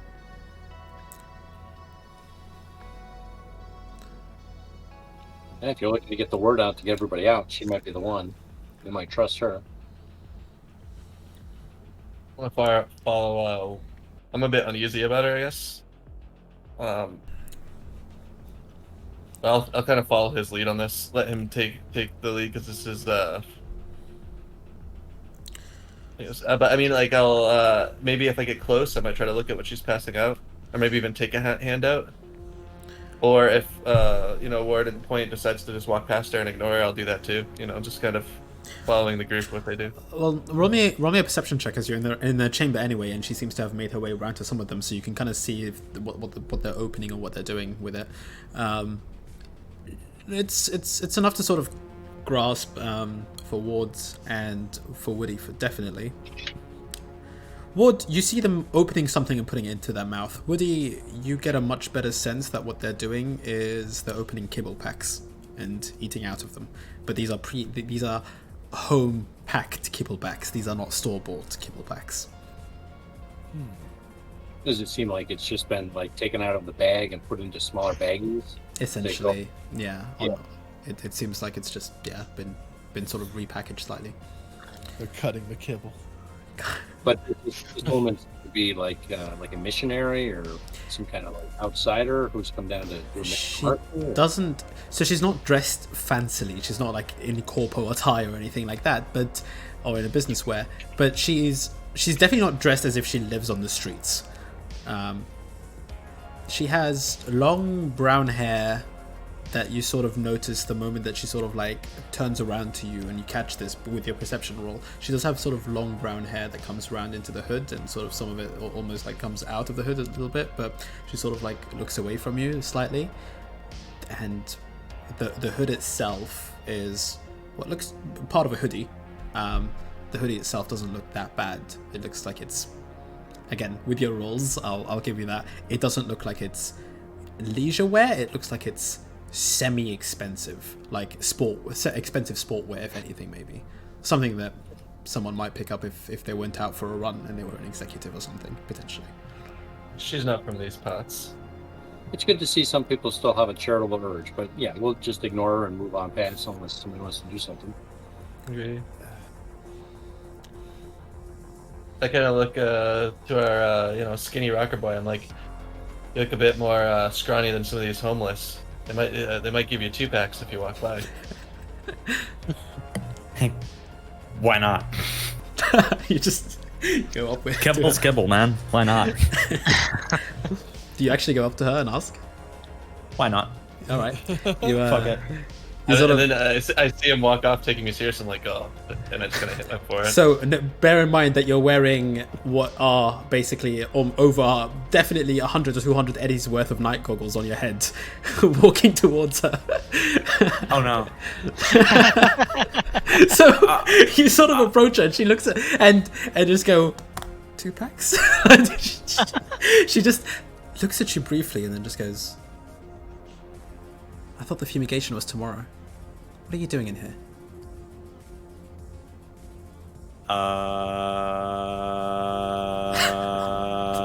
Gauge.exe has stopped working. It's just like error screen. We're just passing through, having a good look before the place goes by forever. Nothing Signal at much. Chloe to go fix the situation before he fucks everything up.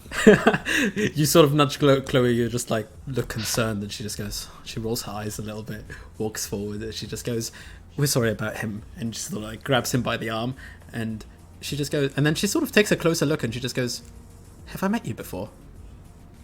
And the girl just looks at her, the woman looks at her, and she just goes, no, and walks off quite speedily out of the corner, and Chloe just sort of like glances past her. Oh, she knows about the fumigation, so... I mean, a lot of people know about the fumigation. We've been consistently telling them that it's about to happen, and we've been consistently telling them that they should get out of here, and yet... I mean, they might have read. I mean, I've also been publishing Scream Seats for the past week, PR releases about the project, of course. And he's been doing a great job at it. I mean, if that's not going to get them motivated to leave and seek out the homeless shelters, I don't know what will. Chloe, you look like someone's off. Like, what was it? What did you see in that woman? Oh, no, nothing. I swear saw her somewhere. But you know when it's like a really familiar face, but you can't quite place it? Yeah, well, you should... Woody just goes, yeah, I know what you mean. Maybe you should trust your gut.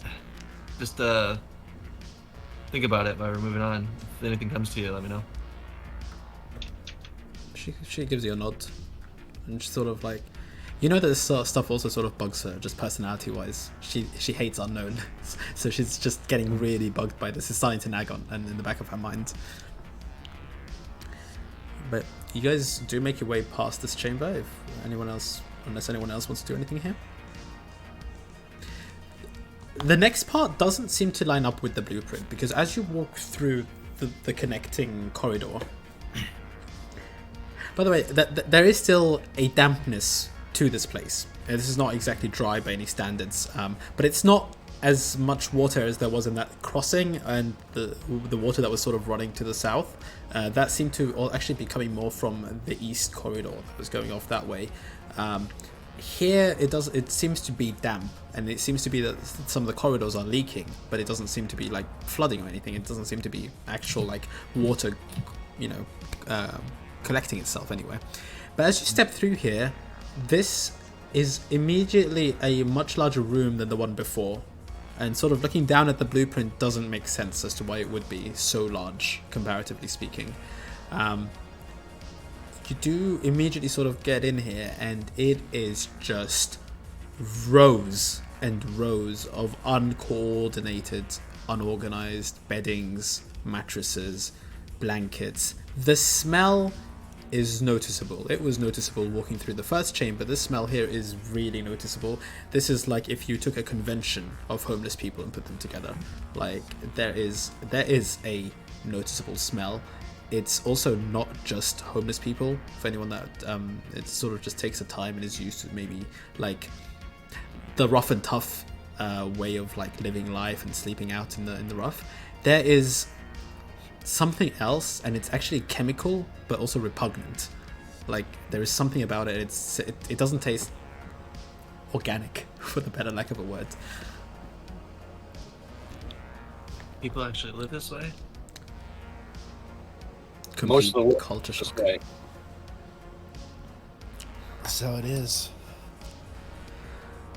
You do hear the humming, and it's a very small hum of the two generators that are off to the side. and they actually seem to be powering down at this point, or have been powering down for a while. You know that you can't abruptly switch them off, otherwise you might irreparably damage them potentially. But the hum is getting lower and lower. There are people that conjugate around the generators and look frustrated. Some of them... This place isn't exactly warm either because of like the amount of dampness in here, and also like the heat of the generators seem to kind of sustain and somewhat of an ecosystem in here potentially. But like now that the generators are switching off, it is getting slightly colder for them, and the residual heat is sort of wearing out. But the fact that so many are sort of packed together pretty tightly here gives them a like still relative sustainable heat to kind of work off of. Looking at the blueprints, it would seem like someone knocked, because you can see the generators on the right, someone did knock out this wall completely. Like most of the wall here is gone. You also see that it's kind of jagged in places and definitely not done properly in any shape, way or form, but most of the connecting walls have gone and have been dug through and have been collapsed since the inception of this place 77 years ago, or 79 years ago even. This was built in 80 years ago even, because it was built in 1998. Little known fact. Generators. What is it we're looking for? We're looking for an old server. Yeah, a server. So Data store. It's such a weird place for this. I kind of I'm a bit uneasy now. I'm just in a private message to Chloe. I'm like, maybe this is a waste of time. Maybe you're right. She sort of receives the message and then like sends you very discreetly a message back, just going, "If you've come in here this far, you may as well carry on. You still want to find whatever it was you wanted to find about your parents. I know this is going to keep nagging you."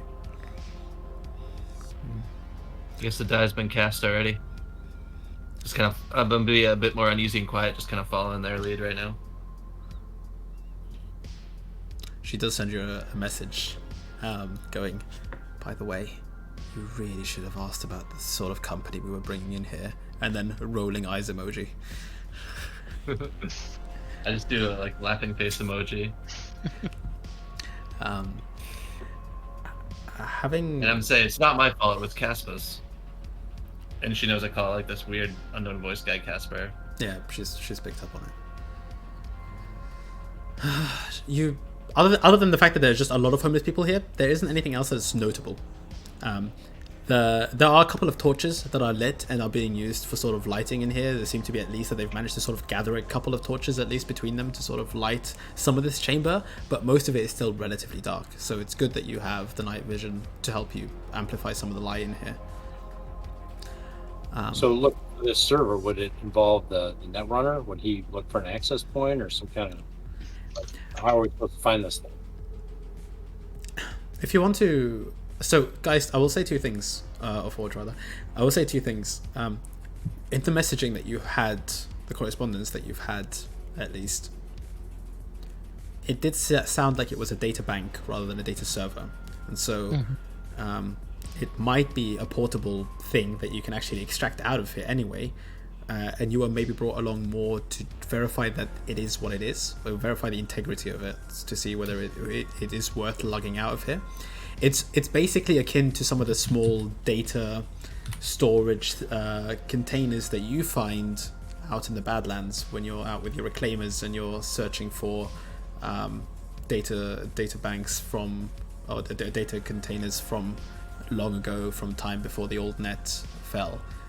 It sounded a bit more like that. It wasn't in a specific reference to it, but it did sound a lot more like that sort of tech, if anything. So what's this thing going to look like? Is it going to be like a hard drive, or is it going to be like a briefcase, or is it going to be like a filing cabinet? What exactly are we looking for? Depending on the model, you're looking at up to the size of a big beer keg with a handle. So we'll look around these machines, see if we see anything like that.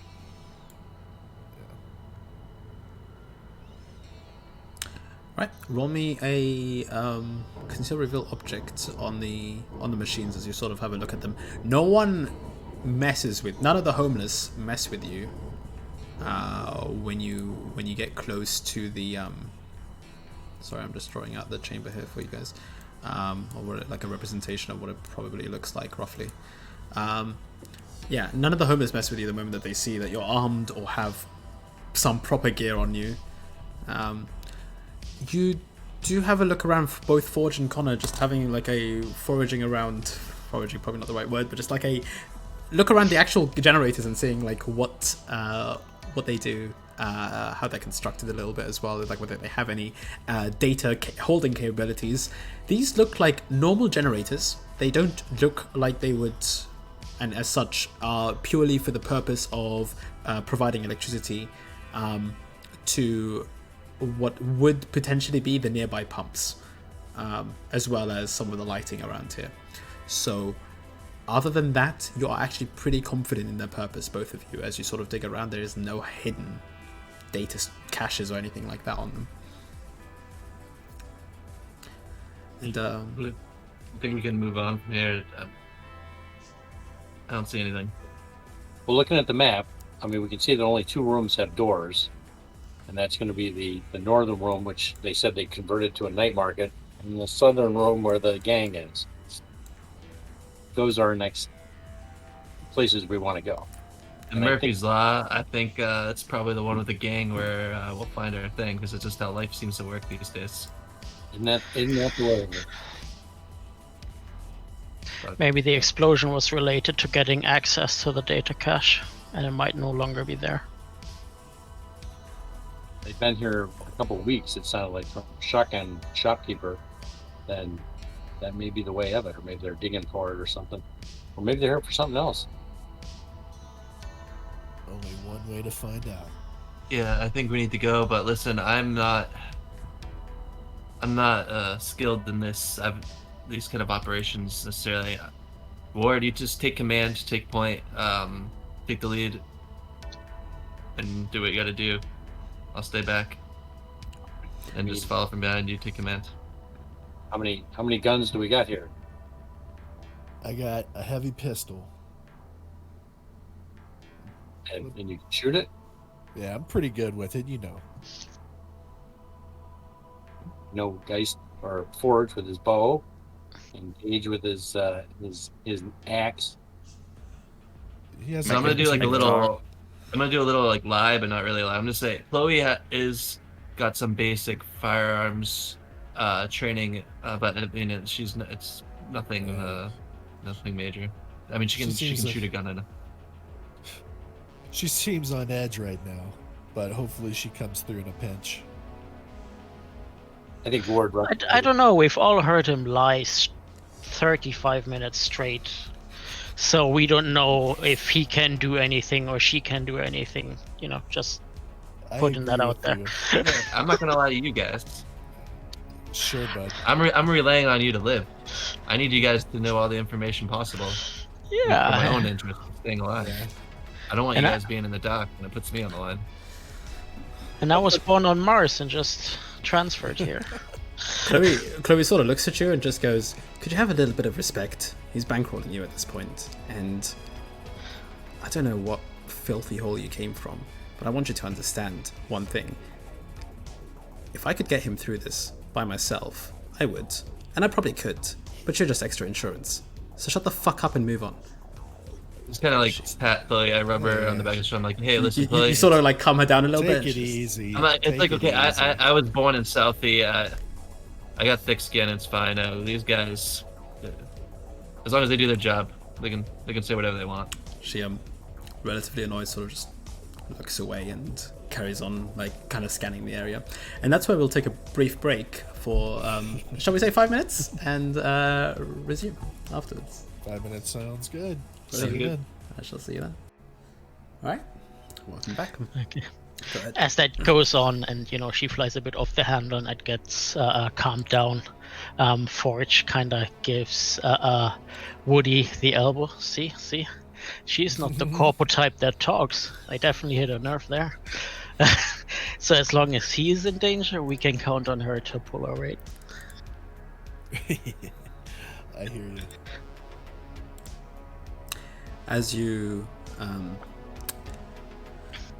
sort of briefly taking in the surroundings, you do see that Chloe is trying her best to understand what changes there are to this chamber, and she sort of like just looks through. She just kind of goes, it's sort of hard to believe that that the city council never noticed this level of change.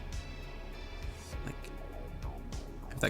if what that guy was saying is true, and then she sort of points up, and you do notice that there are 2 cameras in this room, which has never been changed, and they're still in their locations. You can tell that they're probably placed in where the original place would have been, and you notice that the wall that surrounds the cameras has sort of been left intact for the most part, and the cameras have been left intact, and they are overlooking the entirety of the homeless shelter. So if the city council has access to that, they would see this and either not care about it, or if the guy, and she goes, oh, what the guy was saying is true, and they've actually just been playing a loop on repeat for 45 years and no one has come down here to check. How high up are they? They're the walls, the ceiling here goes up about 30 feet or so. Relatively high, but yeah, not super out of vision. Okay. Yeah. I mean, I guess it's possible. I mean, this city is just a shadow of what it could have been in its original vision when my parents were here on 98. And the way the bureaucracy is nowadays, it might just not give a shit about these people. She sort of like looks over and she just goes, you do wonder what it could have been if your parents' vision had come a bit more into fruition as far as Biotechnica was concerned. There was so much more that could have been done. A lot of people believe that, and now we have, like you said, a shell of it. It's a shame. It's a real shame. She sort of looks down and starts again, kind of scanning a bit of the area.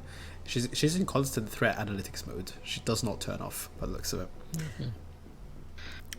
Mm-hmm. Would the other guys in the group like notice any of these like cues from her, or would they just keep thinking of her as like my PA? Or they Ward would 100% pick up on this, given his sort of experience and history. Woody might passively sort of like glance back. Geist who formerly known as Geist, the singer formerly known as Geist would also recognize this. Gage might sort of airheadedly notice that she's potentially paranoid, if anything, but yeah.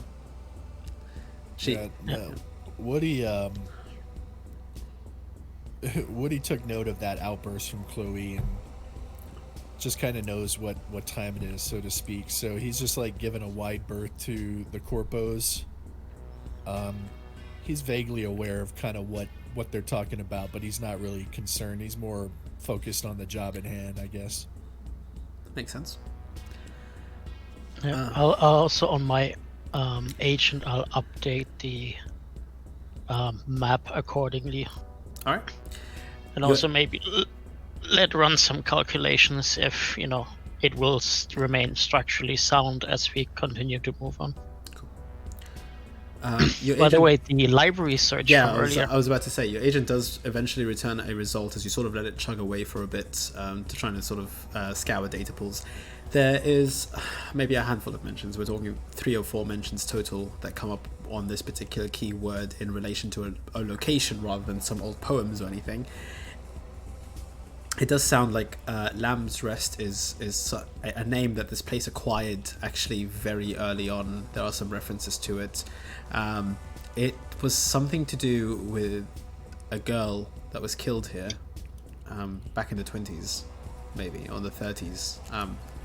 Like the actual records of it are vague. This is some renegade media that wrote a article about it very, very long ago somewhere, and it was about a homeless girl that was actually murdered down here, and started this string of it was anti-homeless protests in the sense that housing protest, essentially trying to create more affordable housing.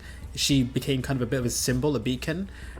She was colloquially, like by her friends and stuff like that, like her mother and stuff, kept on referring to her as Little Lamb, and they named the place in her honor, sort of, by the homeless community as Lamb's Rest. But it took was the martyr. It took your agent a while to dig that out. That is a record from the 30s. It is very old. Yeah.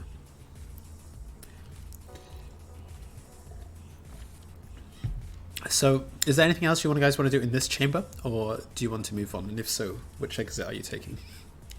So my thought is we'll move over to this, To the left one. to this area here, and maybe they've dug out between these two chambers, and we can kind of circle around rather than coming down the main corridor. And if not, we'll move back towards that main corridor. Okie dokie. Ward's thinking maybe, they've dug out a corridor between here and here. Like this Right. is one big room here. Yeah, maybe rather than going down that main corridor, which is where they'd expect us to come from. It's worth checking out. Plus, they said they blew the stairs there, so who knows what's going on there. All right. Okay. As you make your way down on the sort of lower exit, the one to the left, you do immediately get to a point where like the corridor is relatively narrow as you expect from the diagram, but it doesn't loop down as such. It opens to what appears to be a relatively large room, a room that is at least lengthwise, at least like from where you are to the end of it, is just as large as the room before, or maybe even a slightly larger. And here you see something of a town, so to speak. There is a village, maybe even rather. It's like a tiny community of people just trying to get on with, like, there are a couple of stalls that are set to the side, very similar to the earlier stall that you saw with the kibble and stuff, but they don't seem to be selling that much food. That guy back there was selling kibble. These guys seem to be selling a mixture of used blankets, mattresses. Like, it seems to be that there's some sort of economy, some kind of economy ecosystem that's going on here. You do see a path that leads away from it, which you kind of surmise might be the path that is on the blueprint all the way at the end of that room. So instead of what you see now, you would actually see something like this.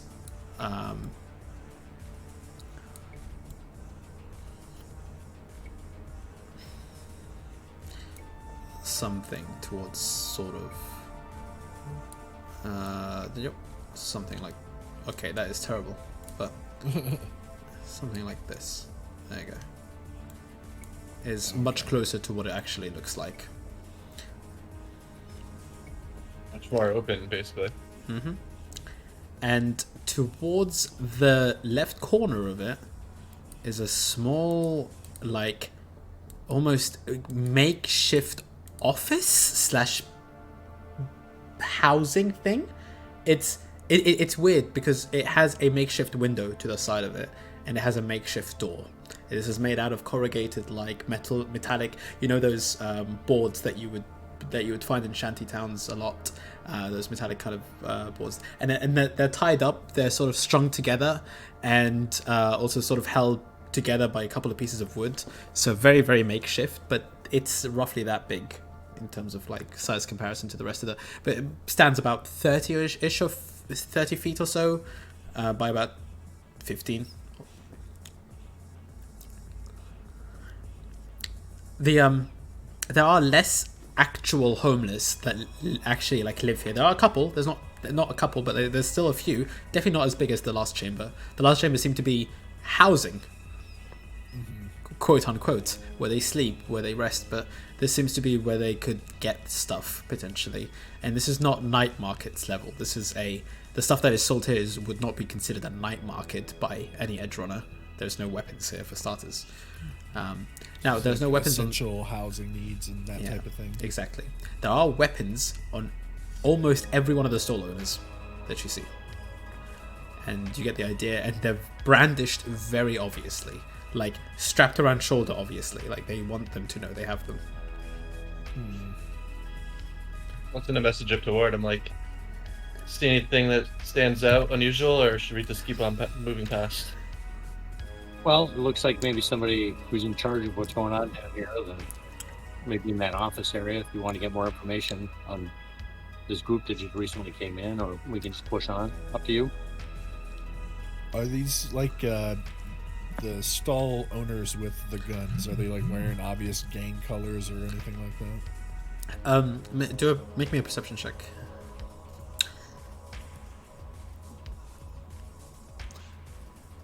You for a 16, you're having a look around, sort of like looking closer. They don't look like obvious Sixth Streeters or anything like that, or Sixth Street gangers. Some of them look like they might be ex-gang. There's tattoos on them, quite obvious tattoos. One of them looks like they have Valentino tattoos, and he's sort of the one more towards you, so you catch that detail. But the rest of them, hard to tell really. Again, they're not wearing obvious colors by any means, and some of them.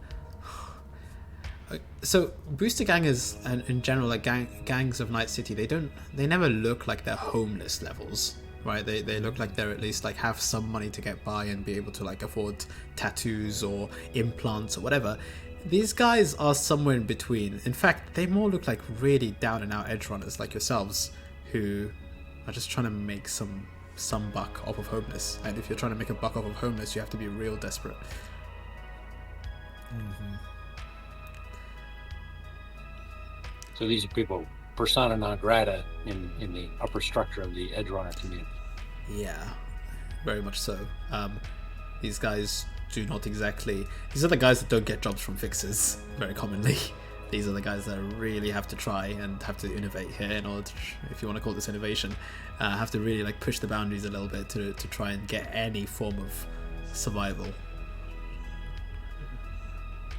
Well, you want to talk to somebody or you want to push on?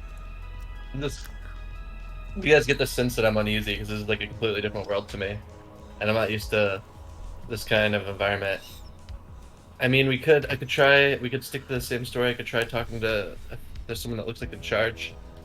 Maybe we can get some more information about the nearby gang and throw them a few eddies, but maybe it's, what do you think, Chloe? Maybe we should just walk by them. I mean, she looks at you, she goes, if that central chamber that Ward wants to head to is crawling with gangers who aren't who they say they are, I'm fine with taking them down and pushing on, going into the chamber, clearing them out.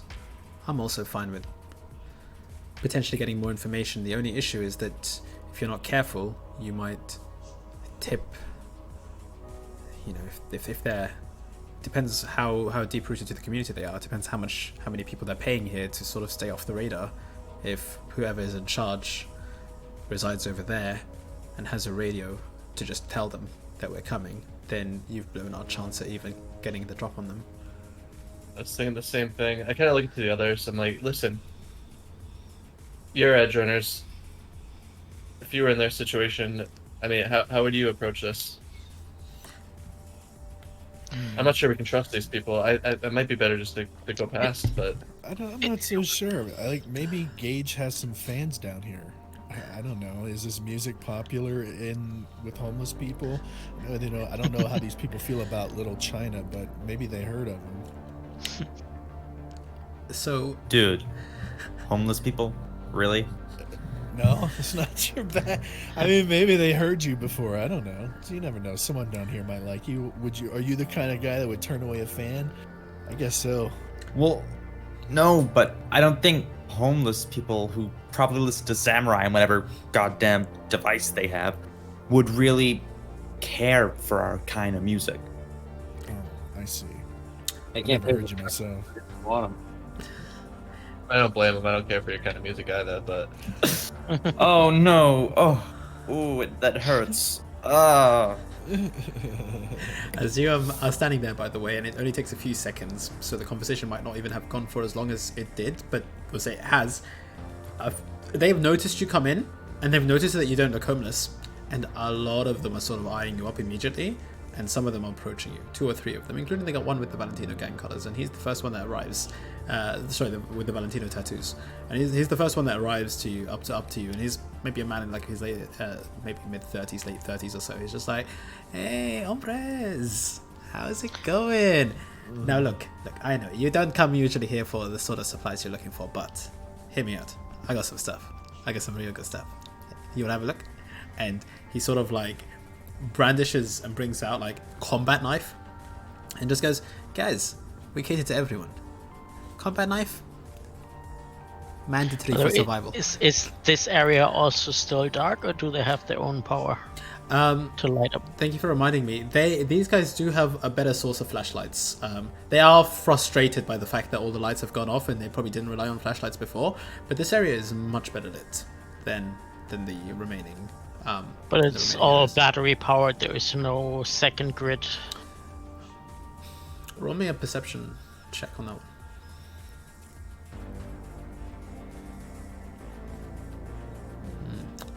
Apparently not. That's unfortunate. Looks like a lot of lights. They're blurring your night vision goggles, so you sort of have to take off your night vision goggles anyway here. But... I just gotta smile widely as this guy comes up and like, thank God. Wow, that's a really nice knife you got there. But hey, my brother's lost. He's down here. He's a veteran of PTSD. I heard he might have gotten hooked up with some gang further to the south.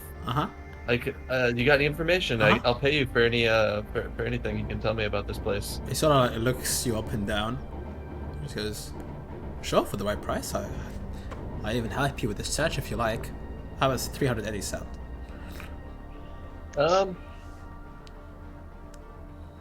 You know what? I'll give you 400. And if you can tell me everything there is to know about this gang done stuff, because my brother might be involved with them, and I'm just really concerned about him. And I mean, he means a lot to me. If you can actually keep your promise and deliver on what you're saying you can, I'll give you 400 eddies. Sort of looks at you, is like, it's my brother. I love him. 400. I'm desperate here. This is my brother, and sure, man. Dude, I understand. Like, listen, when it comes to family reunions, that is my specialty service. I could do that for you. Don't worry about it. But listen, I need to see the money up front. It's like a little bit of a problem down here with the late payments as such. Credit not quite clearing through, if you catch my drift. More than happy to tell you everything you want to know about the schmucks who set up shop in there. I'll tell you everything I know. No worries. I think you can already tell by looking at us that that my promise is genuine, just by the way the equipment we have. You'll get your ideas, and if you're fucking with us, kind of like nod my head over to Ward. I'm like,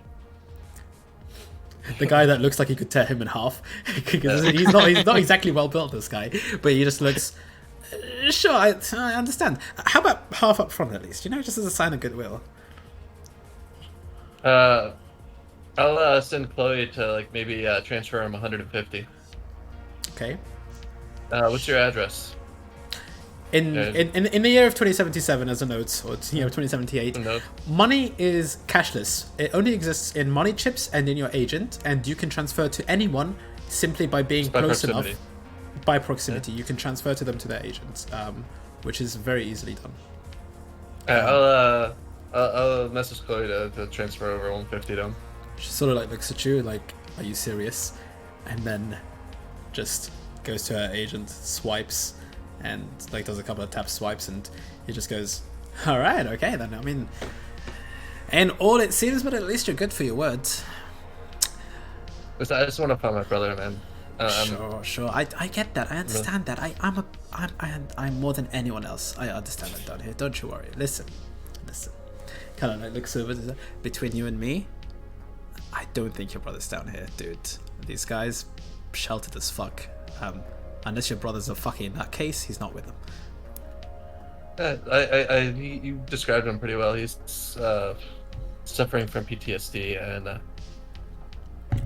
PTSD. I think that's some bad shit, hombre. He has been through some trauma, and he's been mixed up with some bad crowds. And I've heard rumors about there's something going on down here, isn't there? Something a bit shady, and I know he's gotten mixed up in it, and I'm just trying to get him out. So what really is going on down here? I know you got you're on the pulse of what's going on here. You look like a guy that knows things. He sort of like looks around a little bit, just twitches side to side, then just kind of leans in a little bit. He goes, and his breath is something. So you're lucky that you have the nasal my filters. nasal filters Yeah, on. yeah, your nasal filters are doing a God's work here. But he just goes,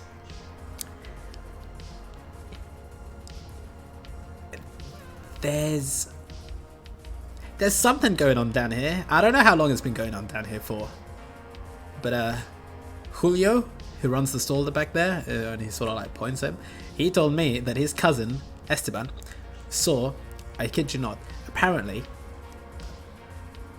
I'm relaying this as I heard,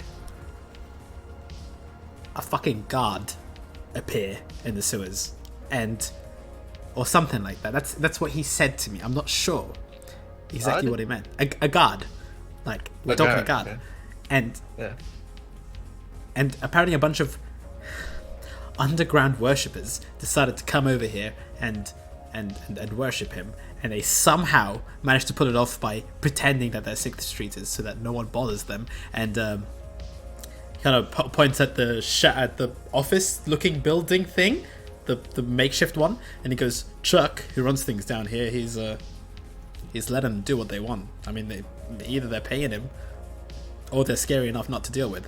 But he seems to have given them the largest chamber in here, and not really bothered them very much with it. Now, do they talk funny? I saw some guys with a strange accent, just as Sixth Streeters. Those? Oh no, those are local Sixth Streeters. You're talking about Danny. You're talking about Danny and the boys. Yeah, Danny and the boys. No, they're a bunch of expats from the UK. They came over here like maybe 5-10 years ago. God knows what made them run away from the UK to come to this shithole. But maybe some. There's rumors there was some ops that went wrong. Anyway, those guys come down here, fucking salvage shit and threaten everyone else with their guns and fucking leave after they find anything that's worth of. As if they fucking was going to be anything that's worth down here. Any fucking money. Anyway, those guys, Danny and the boys, only been here for about 3 years. These guys, if you want to believe Esteban, they've been here for the best part of 10, going on more than that. How many are there? No one's allowed in. I sometimes see them pass out. This seems to be the only entrance and exit for them. Just counting different faces. Gotta say, maybe about 10, 12. Hard to say, really. They all kind of look a bit the same. Something that's weird about them as well is some of them are relatively heavily cybered up. Like, we're talking some serious chrome shit that sixes don't pack. That was my first giveaway. That's when I started asking around the other boys here whether they knew anything. But yeah, some heavy cyber shit. Didn't we hear that there was some commotion a week or two ago? There's some explosions and a stairway getting blown up? He's like, the stairway? Yeah. Oh dear. No, I don't know what the fuck happened there, but apparently a loose grenade fell down and destroyed the entire staircase that led up to a separate chamber. That room? Don't ask me. No cameras, no nothing in there. I don't fucking know what happens in there. But if you want to know more about it, if you want to know if your brother's in there or something, maybe ask Chuck. But now, does that mean I'm going to get the extra? And he sort of goes, 250? It depends. You said you could help me find my brother, so I think when I find him, you can get that money. What else can you do for us? Can you get us? Is there any back ways into this area that you know of? Yes. No, not that I know. I mean, there's definitely not a back way that's not past there, and he points to the corridor that's leading towards the area. There might be a dugout tunnel or two that they use to get from there into the other's chamber, but it seems to be an uncomfortable fit, if anything. So, I don't know, sure. Got any I'll send extra just like a private weaponry? message to Ward. about like, hey, do you think we can use this guy? He'd volunteer to fight for us, right? Yeah. He goes, no, I didn't. I said nothing about. Of him. Like, does he look like he can handle himself, basically? Oh, this is a private message, right? Sorry, my bad. So yeah, he wouldn't respond to it. He does see you texting. He just goes like, looks, he notices, but doesn't say anything. It just sort of like looks over to the others. It's just like, any of you interested in a combat knife by any chance? While we're like trying to sell off his gear as quick as possible. He does not look like he could handle himself in a fight. Any better than you could, Connor. Like, so yes and no. He has combat experience by the looks of it, or like at least he probably rolled with the Valentinas at some point. So he'd probably know how to handle himself, but the guy is scrawny. He is malnourished to say the least. And also you're not sure that he just promised to fight for you. He promised to help you, but if you ask him to fight for you, that's a stretch. Oh, I thought you said something like he would go with us and like he'd help you find him, but he will not risk his life. Just as a passive perception, like it's a sort of human perception from that conversation. He's like, I'll help you find him. Won't help you like fucking fight for anything. Well, that's some thanks for that information. If you can help me get my brother, then you can get the rest of the money. What do you have for weapons besides that knife? Gotta like this is just like, dude, I'm not going anywhere near these fucking nutcases. Why do you think your brother's down there anyway, man? Let's just go to the north. Let's have a look at the night market. Maybe he's like, I don't know. There's a couple of other rooms around. Why do you think he's down here anyway? Sorry. So, the last I heard from is that he came into these stores and we've looked all over and we haven't found him yet. And my cousin said he got tied up with a bad crowd, so I'm just kind of following my gut here. Roll me a persuasion check. This cult sounds like a place that might take in lost people like him. Persuasion? Bribery, actually, even better, probably. Roll me a bribery check. Okay. Oh shit, where is bribery on the case sheet? No, I can't find it. I've never had roll it, but it's over on the third column, first one in social skill. Oh yeah.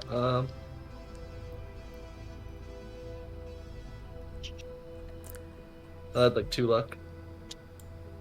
Oh, yeah. You have to announce it before you roll, but that's fine for now. So you add 2 luck to it. He sort of looks at you and goes, "Oh man, that made me do this shit. Barely fucking scrape as it is. Make it 600 total, and then I'll think about it. And I need the money now." Listen, man. You barely told me shit. How am I? Barely told you shit. Anything? Did you know anything about them before you fucking talk to me? I mean, you've told some stuff here, man. I've heard rumors that, like, I know there's a gang there's. I mean, you told me there's 12 people. Roll me a conversation check. Just roll me a brief conversation check just to see whether you're insulting him or not. Like he's. Like for 600 eddies, you better be giving me something really good. I just don't trust you. He goes, "That's fair. I get that. There's not a lot of trust down here in these sewers, but pay the rest of the money now, and I'll go with you. Otherwise, I'm not moving." This is coming out of your bank account, by the way, right? Yeah, I know. Right. Yeah. Okay. From like the you know what? Forget it. Let's go, guys. Unless I see something solid, I'm not giving this guy anything. He goes, "Suit yourself." I mean, he seems pretty happy with the 150 just being got. I mean, the 150 is a lot for him, by the way. You gather, like that's gonna get him at least fed for. Can I roll human perception to see if I? Can I see roll human perception to see like how confident he was when he said there were 12 people? Like, yeah, or is he exaggerating, or is he just like? You could roll a human perception on that. You have a sort of a look into just like as he was sort of talking. He seemed forthright. The guy is not like the guy is sleazy. Don't get me wrong, and the guy's a bit of a like. It seems like he wants to talk in order to sort of like sell you snake oil, but he was forthright with his memory. It's to the best of his knowledge. There are probably 12 people. The thing is, what you don't know, or what you can't really gather from him is whether those 12 people, like, whether they leave, they come in shifts or anything like that. He didn't really go into any of that detail, but yeah. All right. Well, I guess he's leaving. I mean, he's walking off now, or is he still this? But I mean, you told him that he's not needed, so he's just going back to his stall. I just turned to the other guys and like, people are pretty desperate down here, but I think this guy was telling the truth about the 12 people. I don't know if they're all there now. Well, do you think you get this? How can we handle this situation? What you need. I'm more interested in that blocked off area. Maybe there's something going on in that far room. We should maybe make to the stairs, try to climb up.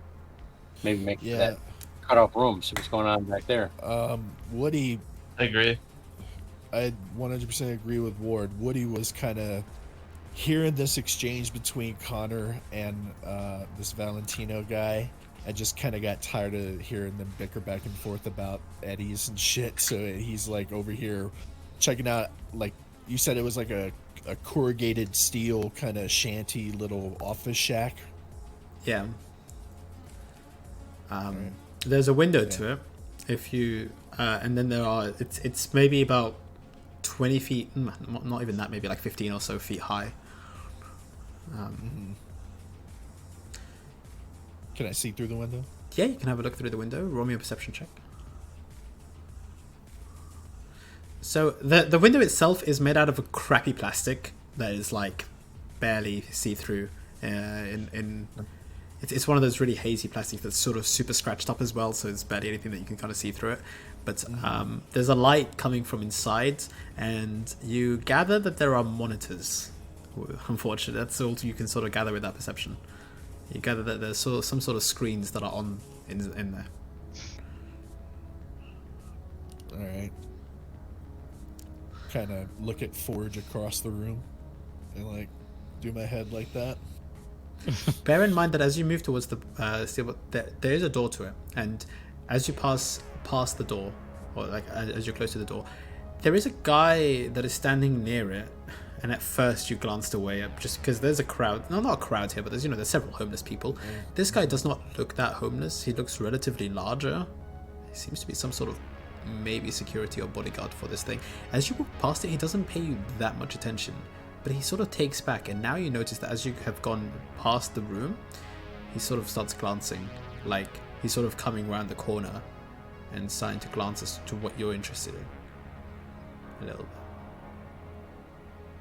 I'm just kind of using my amplified hearing is just like keeping an ear out for anyone talking about us, or maybe making a call or anything that stands out. Roll me a perception check. As you're sort of like at the window, you start moving around away from the window to sort of not attract much attention. But as you're sort of approaching it, or at least sort of like close by to it, the guy does sort of walk up, like he starts sort of walking roughly towards your direction. Sort of has this, sort of looks back again and sort of looks at you again. And it's just now very much, at first wasn't very cognizant of the crowd that was coming in here, but now he's very much tracking all of your movements. So would this be an opportunity to come up behind him, like out of the darkness, like? If you want to roll me a stealth check to try.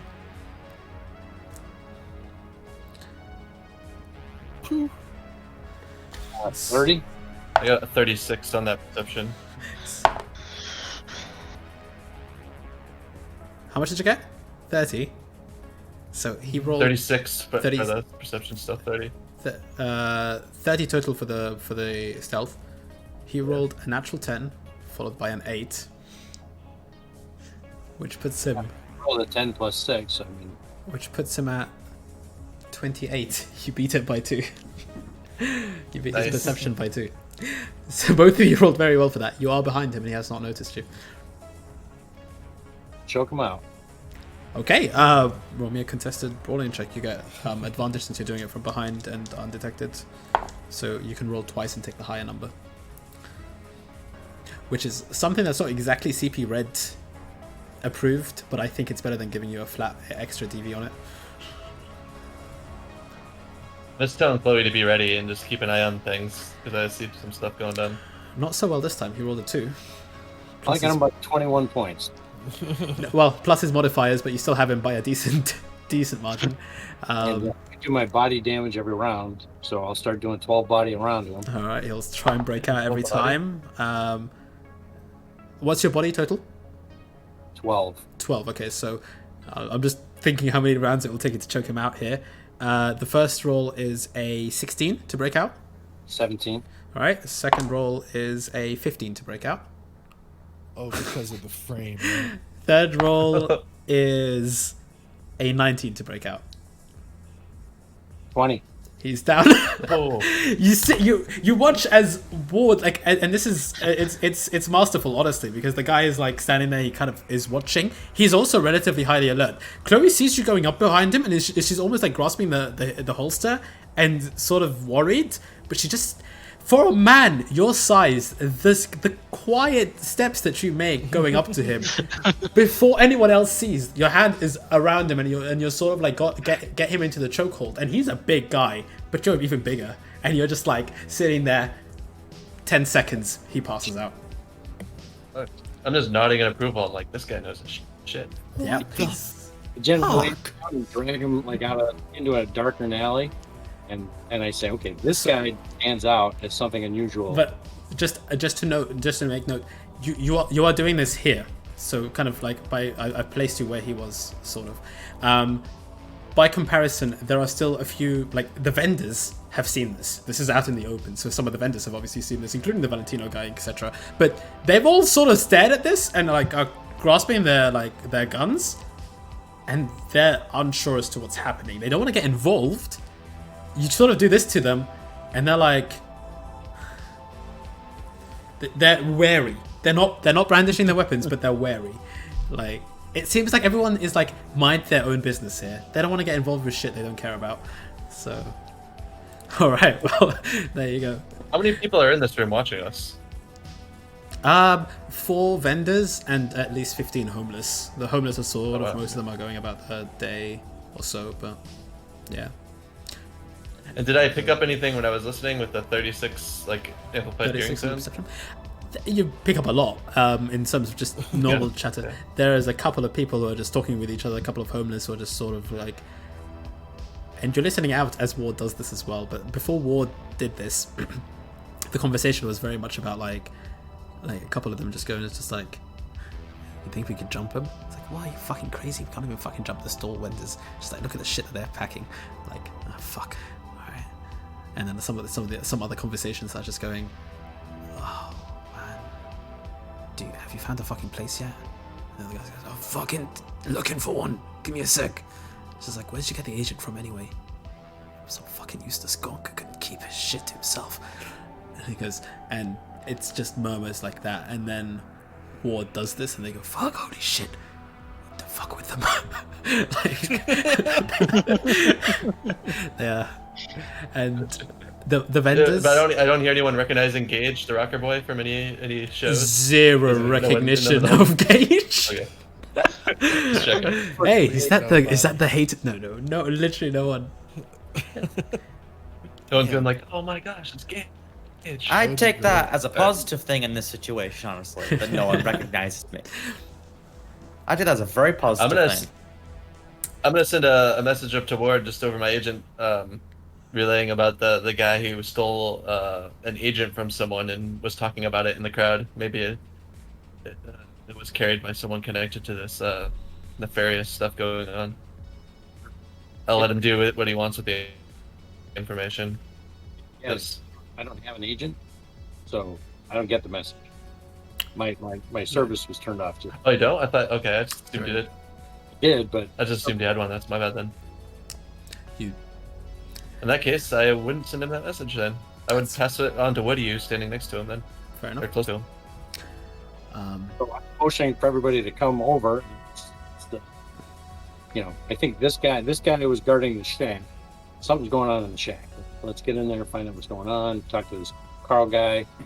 I'm going to do a quick search of this guy, just a quick pat down, take any weapons, tie his hands together with a belt or something, check him for obvious cyberware.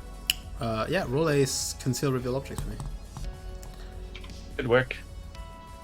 Is he dead or is he just neutralized? I just neutralized. I didn't kill him. I just choked him Okay. out. You see his chest barely lifting up and down. He's breathing. You have a look around. He has an agent on him, and that's pretty much it. A pack of kibble stuffed in the back of his pocket. Okay.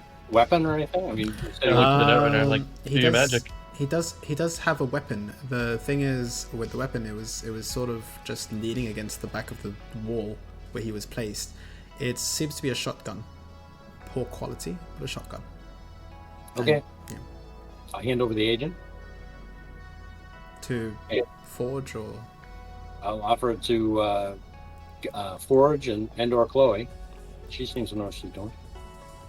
I'll just say, I already look at Forge and say, hey, you're the Netrunner, do your magic. And nod towards the agent.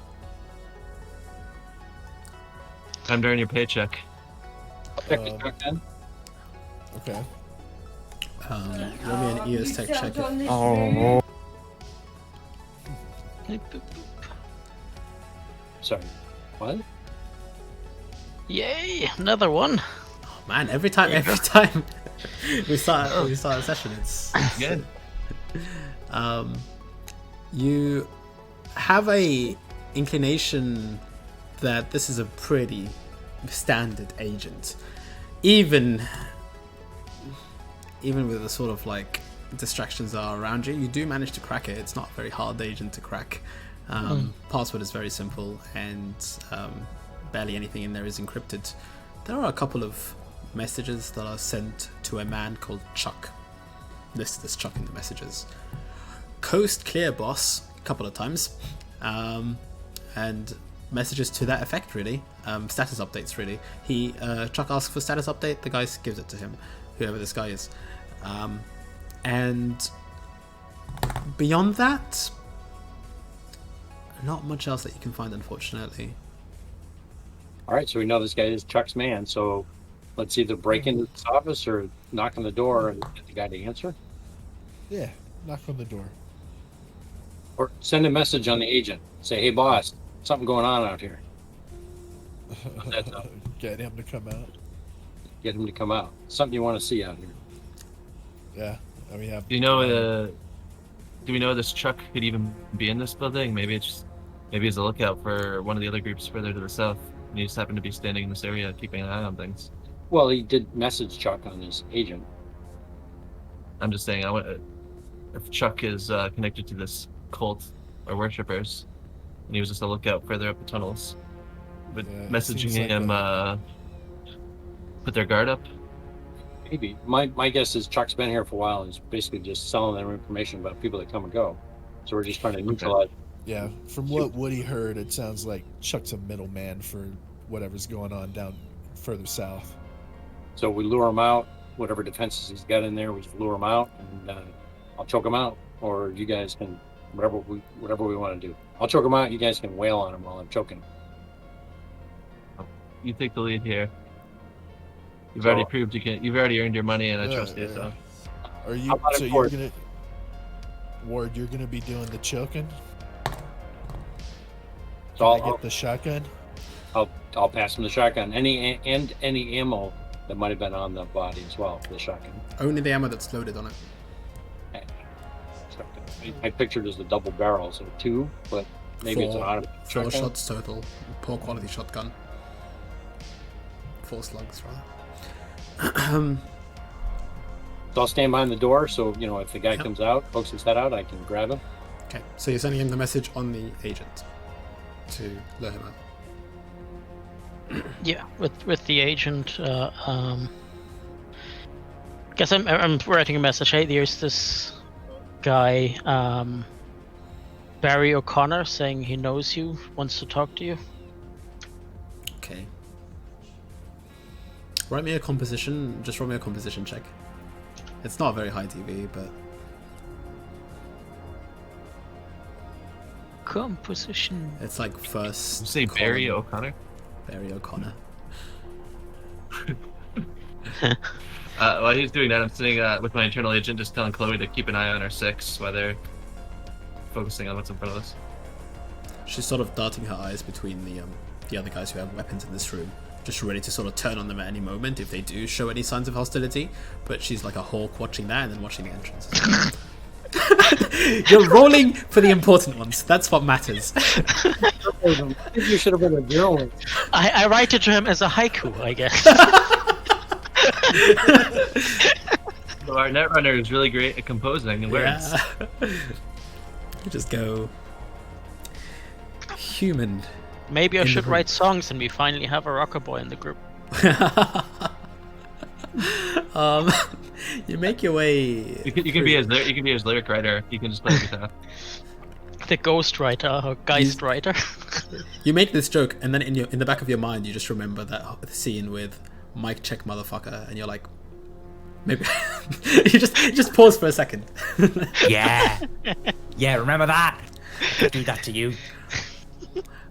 You send the message through, and you guys kind of wait by the door, hidden away, and the door does open after about 10 seconds or so, and out steps a rather large, burly man with a buzz cut who definitely is wearing 6th Street colours, and he's got a military-style jacket thrown on top of what appears to be like a Kevlar sort of armor or something underneath, some sort of body armor. Can't quite tell what it is. And the moment that he steps out, it's just like he kind of goes. He kind of opens. He just goes, "Who the fuck's Barry?" He kind of comes out. It's like, "Who?" And he sort of just sees immediately, and I guess you descend on him. Yes, indeed. From Okay. behind. So it's a contested rolling check. You beat his. He is currently grappled by Ward. The moment that he steps out, Ward just sort of kicks him in the back of the knee and sort of like twists him around to get into his body, like into his body. And the guy is large, so he's actually Ward's stature almost. Ward might be slightly bigger, but just to even the ground, you sort of kick him in the back of the knee and just manage to sort of grab him. He is now grappled by you. I can't do anything till the next round, right? So You cannot do anything for the next round. What are the rest of you doing? I just got the shotgun trained. Shotgun trained on him. Just staying close to Chloe and stepping back a bit and letting them do their thing. Chloe's got her gun trained on his head, and she just goes. She just sort of looks around and just goes, "Drag him in, drag him in." Yep. So I'll start dragging him in, but I will give him enough pressure that I will do the full 12 points of damage just to show him what I'm capable So of. he will try and roll out of that before. So that's a total of 21. He does break free. So as you sort of are like in wrestling with him, he sort of pulls away from you with his elbow into the back of into your chest, and it forces you to sort of move away from him. And as he sort of stands there, he gets out. He's still, because he used his turn to break free, he doesn't get a shot, but he does pick up his gun, and he's brandishing what appears to be a very heavy pistol, and training it back at your head, Woody, probably because you're the closest to him with a shotgun, and sort of like trying to flick between you and Ward as he just backs out ever so slightly with a couple of steps. He just goes, "The fuck are you people?" So even as he's doing that, I'm already grabbing the gun out of his hand with my next action. So he grabs it and he goes, "Who the fuck are you people?" And you're gonna try and go for the gun. Yeah, another grapple attempt, so I'll just grab Alright, the gun. go for it. Grapple. That's a 25 to beat. Holy crap, this guy's like a god. I don't make it. Big. He's big. Like he's not a light person. Strength that goes on decks. Yeah, he's also rolling pretty well. So he sort of, as you go to grab for his gun, he just kind of gets his foot and just kicks you back and backs off into the office, and then just closes the door. Unless anyone else wanted to take a shot at him or anything. I don't want to take Frozen a because shot I'm kind at of like panicking and I'm like twitching a bit and sweating because I'm You, just really like Chloe has dragged shocked. you. Chloe has dragged you, put you in the best possible position, which is between the back, like you're facing the back of Woody, and she is sort of sandwiching you there as she's got her gun now away from the door and back towards the others, like darting her eyes around to see whether there is anyone that's again making hostile moves out of the vendors or anyone else in this room. in this large central room. And you just hear from behind the door just going, "You guys are fucking dead." Yeah, so Woody hears that, and originally he didn't want to, go right after this guy just like that, but he doesn't want Chuck to alert about our arrival to anyone else, so he tries to kick the door of the office in. Okay. As you do, roll me initiative. Okay.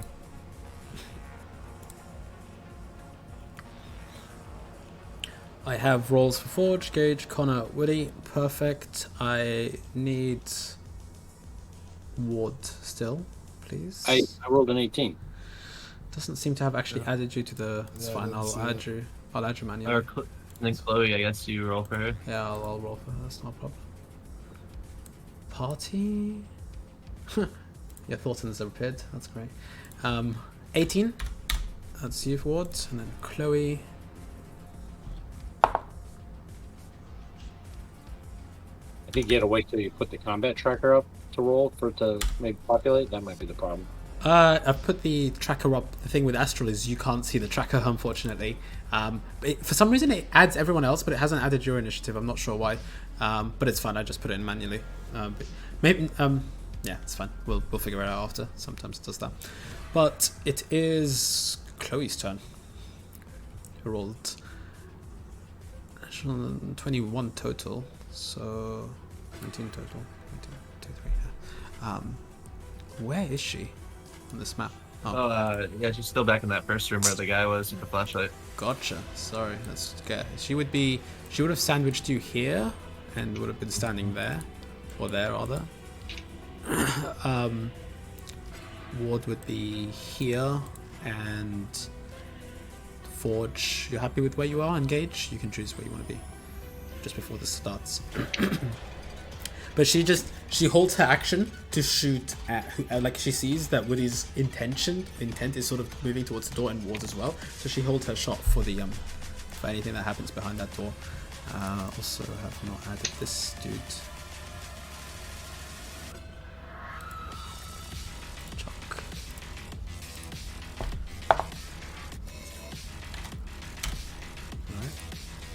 Alright. Which side is the door? Towards everyone the else? The door is where everyone is standing. It's that side. And the window? The window is where you are. So door here and window here.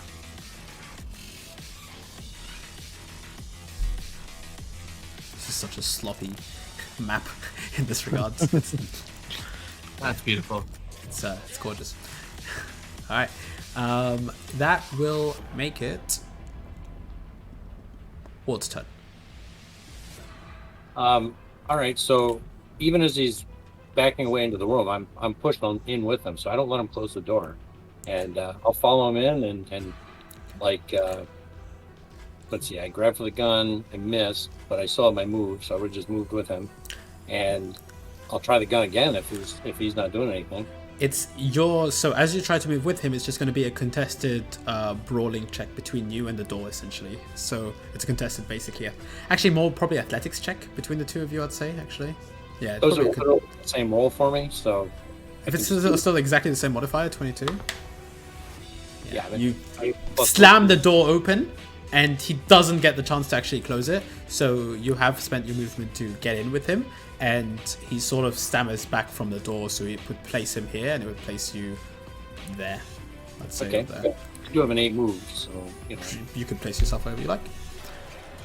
Be on the far side of him,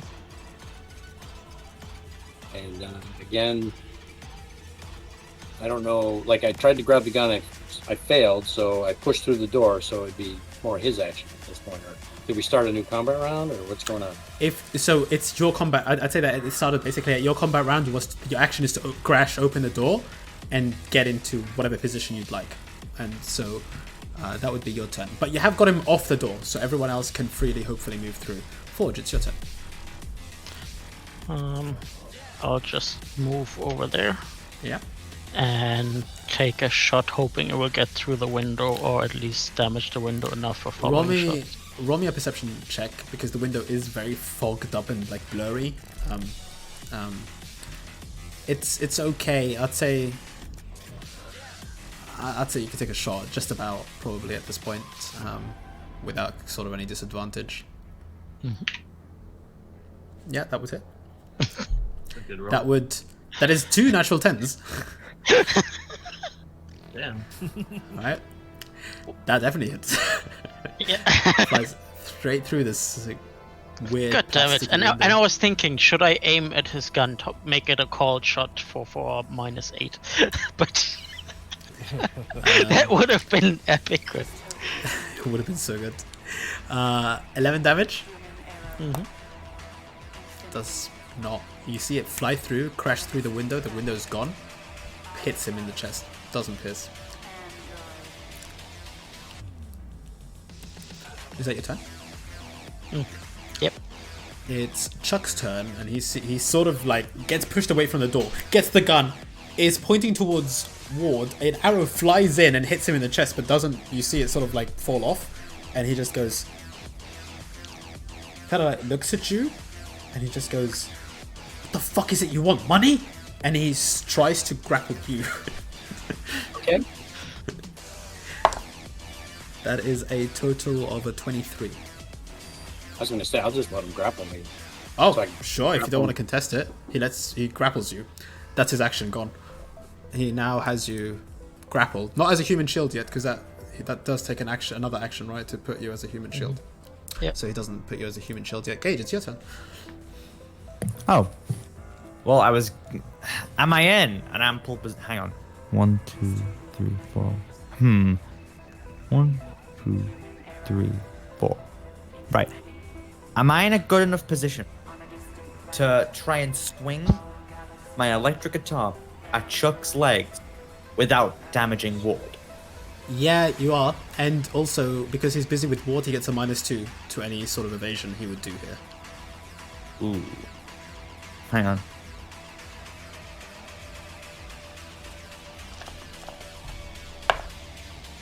Yeah, that hits. Okay. Doesn't 9 have- damage. He also does not have the best evasion. 9 damage. Ignores half armor though. So that does go through. Yeah, it does go Ooh. through. And 2 ROF. Let's run it again. Sure thing. 18. 18. I'll give you a sec. Just give me a second as I update his thing. So that goes rounded. I hate doing this in my head. Yeah. 18 to roll. Now, And electric guitar. roll me the damage 11. on that. 11. 18 still hits and 11 damage total. All right. That's. Yeah. Okay. I really want to say out loud, but I don't want to spoil it. It's really easier to say out loud. But yeah, you do hear both times and you sort of swing. Now, bear in mind, did you want to do a cold shot to his legs? Because I took it as you're just sort of swinging at his back rather than actually a cold shot. Legs. Specifically if that's legs? Yeah. Specifically legs actually misses for the first one. Ooh. Okay. Because you're taking a -8 to it. So. Ooh, that's X. That's my bad. I misinterpreted that. That's apologies. No, that's fine. Sorry, I'm just doing something. Yep. So. Yeah. So that first one's a miss, but the second one's a hit for the legs. For the legs, would still be a miss for the legs. Because you're taking a huge penalty on it both times. Yeah. Okay. Am I able to just go for the body then? I would say Oh. because it was my mess up, I'll let the second hit go through as a body shot instead with that damage. So. Okay. Yeah. Thank you. No, it's fine because I messed up on getting it as a cold shot. We're warming up. We're getting into it. It's fine. We're getting there. All right, there you go. Brilliant. You do get him in once in the back. He sort of holds on. It doesn't seem to bother him that much. He's a big guy, but like it hurt him for sure. All right, Connor, your turn. Honestly, for this first combat round, I think RP wise won't be doing anything because I'll be, I think, some kind of anxiety because being in combat for the first time and having like this tunnel vision. So I'd say this is like holding action to not do anything to the panic, basically. All right. Sounds fair enough. Woody, your turn. Like I'm just having like anxiety, and I'm frozen from. Is this lag on my end? I can't tell. Okay. Okay. Cool. Let's see here.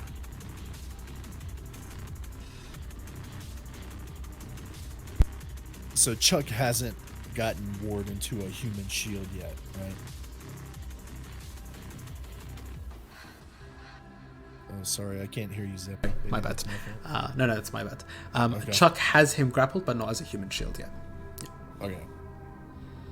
I would So- be able to aim a shotgun slug or a slug at him, right? Yeah, absolutely. All right, I moved into that position.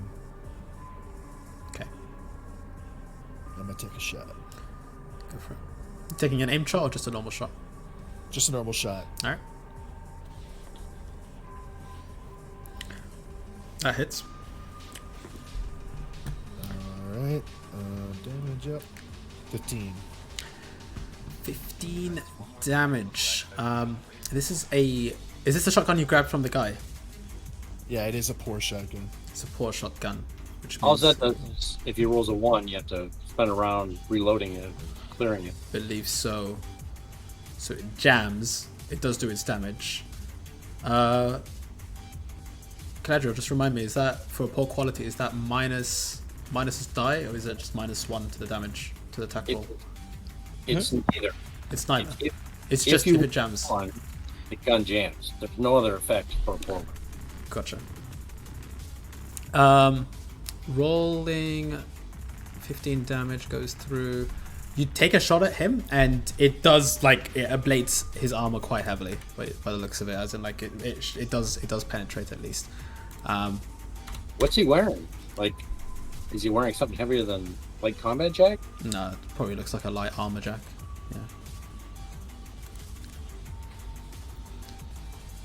Okay, dokie. It's my turn. That's your turn. Done. And your gun does jam up for the next round. Chloe's turn, and since she doesn't have a clear shot on him, we'll move. Why did you rolled a 5, not a 1? Yeah. Sorry? Why did his gun jam? He rolled a 5, not a 1. I don't understand. Oh, my bad. I misunderstood because I completely forgot the poor quality rules. I thought you meant if it rolls on a die, if 2 dice, it's like a critical fail on a dice for some reason. Oh, but I misunderstood. bad. It doesn't jam. It doesn't jam in that case. I need Didn't you to go. crit? You got double 6s there. He got 1 6, did not double 6s. Yeah, no, I didn't double 6. Oh, double 1s. My bad. Yeah, Yeah, double yeah. 1s. Shows the double reds. Okay. Yeah. Chloe moves in, and seeing this, just like, is sort of. She doesn't quite get the dynamic here because he's grappling Ward. He's just been fired into several times. So she'll probably just take a shot at an aim shot at his leg. Yeah, that hits.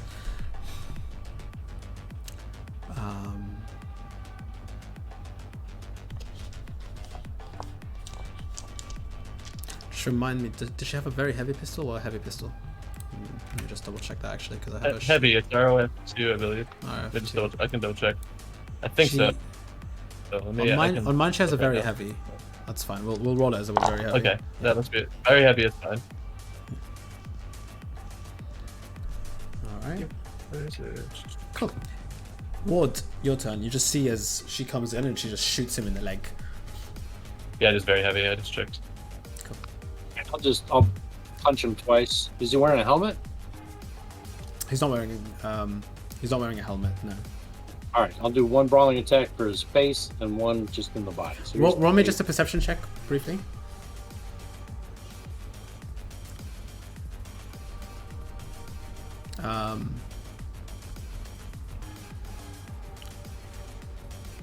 Sorry, I'm having sheep problems here.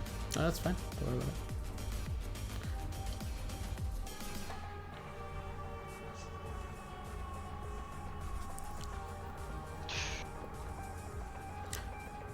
There it is. That would actually be 4 less because I would remove my threat detection. So 22. The first roll is a 19 on that one. Never mind then. Which is a natural one as well, so if you just roll me a crit failure on it. So that's 16. -4 as well? Or Well, yeah, I don't think threat detection carries through into combat, right? 'Cause you have to. No, once- during rolling initiative, you can decide if you want to change the allotment. yeah, did you change it? Oh, absolutely. Yeah, okay. So it would be a 16 and 12. 12. Yeah, okay, that's fine. You don't notice anything, so you just go for the punch. So roll me a brawling check. Done. If you're not breaking out, it's done with a -2 penalty as well. So is his defense. Sorry? That's So it- damage, not attack. So is his defense. So it just cancels out. I get -2 to hit. He gets -2 to defense. So Absolutely. 6s. I hit him. That's an 11 to hit for the face, and then a 10 to hit for the body. 11 to hit for the face. You rolled damage, you didn't roll to hit. That's true. Yeah. Oh. Double clicked on brawling. Is that... Did you... Oh, there you go. So 12 for the body, and a 10 for the. I'm sorry, 12 for the head. 12 for the head. 10 for the body. So pretty much the same one. Doesn't hit for the head, and 10 for the body.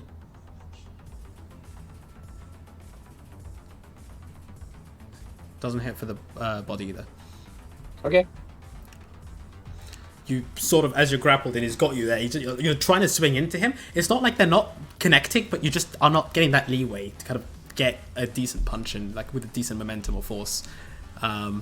He's also pretty hurt by the looks of it from what Chloe did to his leg as he's sort of like falling off.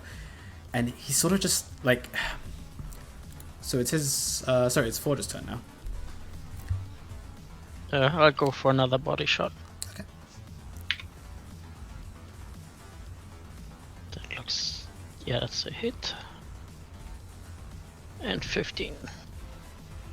Okay.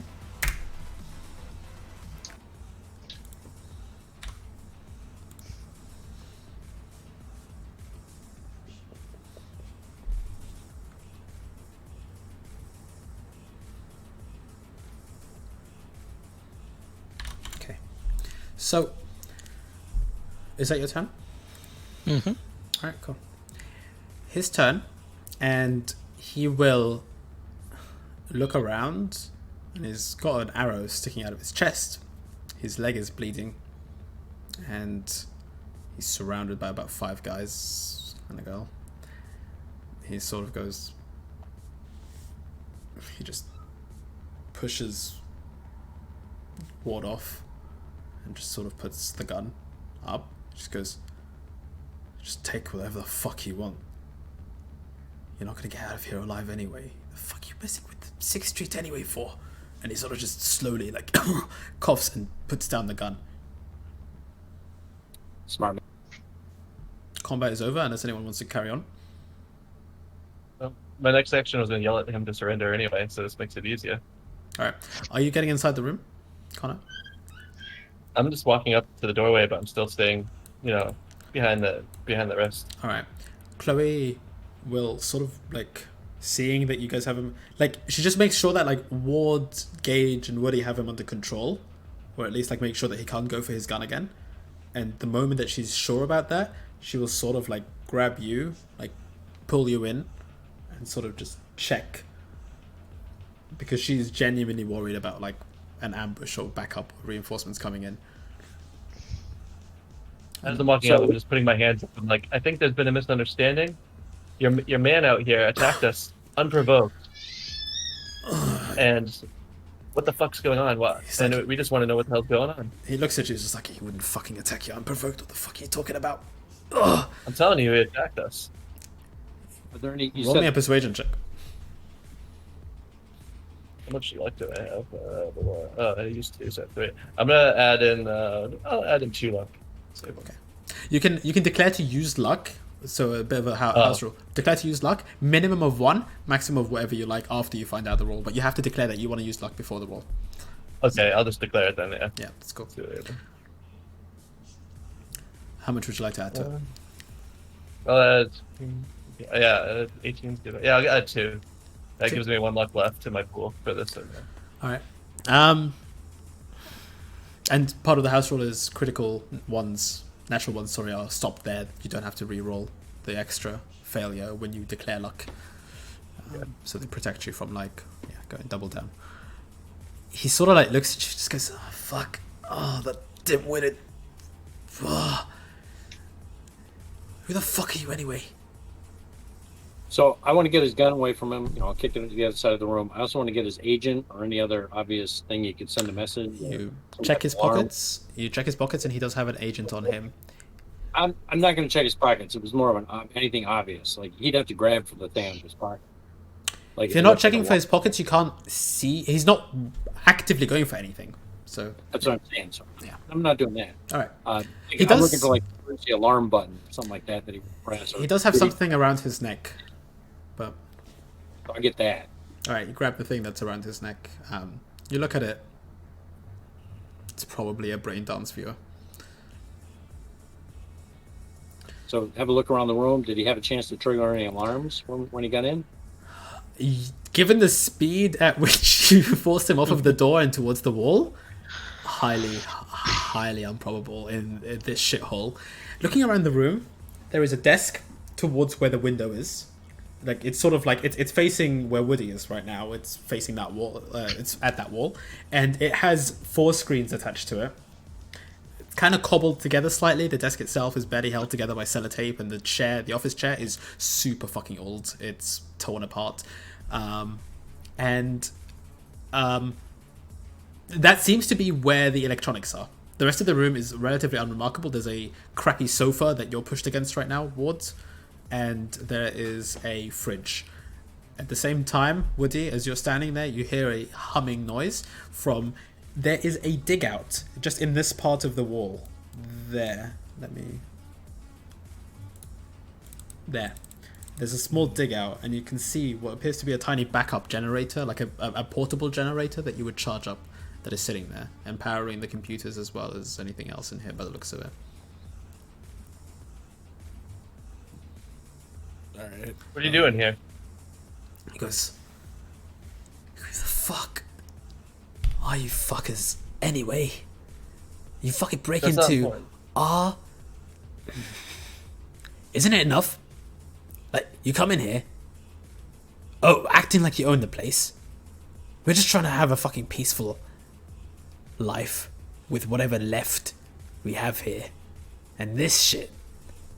Fuck you, just grab what you want and leave. Hey, your gonkhead friend attacked us. He kind of looks at he looks at you. He's doubtful, but he's just like, what the fuck were you doing down? He doesn't understand why you're down here. He fundamentally... I was looking for my brother. I heard a rumor that he's a PTSD veteran. He's ran to these tunnels, and I heard some rumors that he joined up with some cult or worshippers. I don't know what I've heard some strange stories, and I've come down here to try to find my brother. And we were coming through, minding our own business. The guy was outside, was giving us the eye, and he became aggressive with my friend here, and we just reacted. So what the hell's going on? What are you doing here? Okay, give me one second. What's going on with these cultists to the south? He goes, first of all,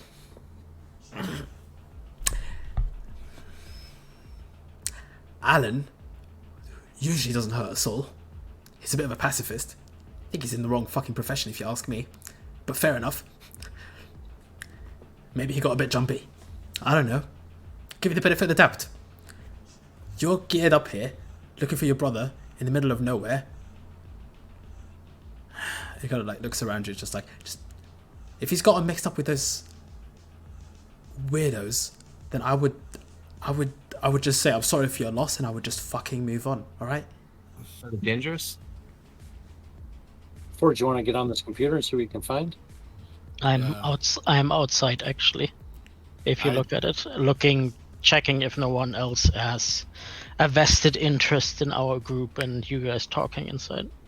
Roll me a perception I'm just check. gonna say, tell me everything you know about this this group to the south, and if you, I'll be watching him with human perception, and if he lies, I'll have Ward beat the shit out of him. He kind of looks at you and goes, "Can I take a seat?" Go ahead. You see his leg is bleeding out. Like, she's got a pretty nasty shot off on his leg. At this I point. offer him a cigarette as well. Okay. Some goodwill. He sort of grabs it and like goes and sits down on the fucking sofa. He just goes. I'm keeping his attention focused on us while Geist does his thing with the computers. I was going to kind of take Geist's place. Like Geist was kind of watching or Forge.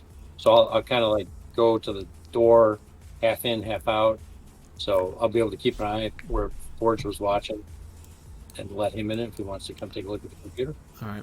You and Chloe both step outside and sort of start watching. Chloe's also got half her eye back on Connor to make sure that no funny business happens to him. And once she realizes that you're sort of looking out anyway, she just sort of goes, "Shout if you need me," and she sort of walks back in. Forge, the perception roll of 17 will tell you that, again, the vendors are finding this hilariously amusing at this point, actually.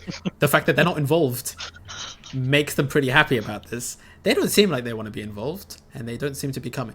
No one else seems to be approaching for now. Okay. Then I'll go inside and take a look at his setup. All right. You go inside and have a look at what he currently has. Easy enough like to you do. said, there were multiple screens up, so are the cameras running? Which cameras are they? There is one screen only that has 25 panels of cameras. All of them showing an absolutely empty space. Like empty halls, empty corridors. The footage is definitely a rewind footage of some sort. The rooms match up the layout of what your blueprints match, really. The central chamber matches that a lot more. None of the other cameras are showing anything. In the sense that, like, there's a picture, but it's just an empty sewage, empty chambers, empty generators that are just left alone, glowing and everything. That's all you notice. Does it also show our target area where we're headed? You do see that there is a camera pointing towards a rather large central chamber that would match the blueprint, and it is empty for the best part. Like, it's completely empty. It has, again, like, devoid of humans when I say empty, rather, but it has two large generators sort of on the cameras themselves seem to be placed out where the door would be, and they're sort of pointing towards a large industrial pump that sits in the center above the stair raising, and there is a security panel just below it, like some sort of interface panel, rather, not security panel, but an interface panel, and those two cameras are capturing the same thing, just from sort of like, That's it. Are you looking also for the room that is supposedly collapsed stairs? Is that the one that you were looking for as well? Yeah. There is no camera that would hint at that room specifically. Again, it's because you're relatively used to the stuff that I'm not getting you to sort of like roll a perception or anything or deduction rather to recognize them. But for you, these are relatively easy to recognize because you've looked at the blueprint long enough to sort of have it memorized at this point, and sort of compare notes. Some of the rooms seem more like the two generators that would match the northern side there. And a couple, and then smaller industrial pumps that are here. So, but you look around the computer; it's not encrypted. It's unlocked completely. So just roll me a straight library search on that. Getting my agent to help me with that. All right. You, for the best part, kind of go through and. There are a lot of brain dance files on here of various tastes and genres, and we'll leave it at that. There are numerous books on here, like that he's sort of scrolling through and reading. There is a central program that is open currently on the center screen, and it's one guide that says how to edit unedited footage, and open on the left screen, and in the center screen there is what you recognize to be a pretty cheap software that's used for sort of messing around. It's like with videos and video editing. Yeah, it's what keeps the illusion running that there is nothing. Yeah. Now, as you look at the work with the 20, I'd say, as you look at what he's been doing, he's been trying to make the rooms look like the power has cut out. The video that he's currently editing, he's trying to make the footage look like, and he's failed at it because the deadline has arrived and he still hasn't managed to do it. Mm-hmm. I'd also say that just looking at the timestamps and when this footage was installed and is running, 20 odd years. What you do notice is that the footage has all been switched off to wherever it's sending. That's been switched off completely. It seems like he wasn't sure whether the cameras would carry on working through the blackout, so he was trying to make it like be safe about it. That's what you gather. But he sort of left the program open because he didn't have any luck with it, and instead has switched off the feed completely, or the feed at least doesn't seem to be receiving from the others from wherever the feed is sending to. Mm-hmm. And none of the cameras have an actual live feed currently. They're all dead. They're all dead. completely Okay. dead. Yeah, no energy's going to them. So, what was your question again, Connor? Tell us everything you know about the cult. Oh yeah, and I'm trying to remember now. Yeah, so I was basically threatening him, saying, "Hey," pointing at the big guy who's watching the back door. He's basically saying he'll beat the shit out of you. Just tell him why I'm using human perception to see if he's being honest. Just tell me what you know about this cult in the South. You don't have a voice stress analyzer or anything, right? This is just straight. Let me just double check. I think I have. I can't remember if that was the one I had. Yeah, I do. Do you have a voice stress? That's one of my modifiers. Yeah, +2. What's your human perception?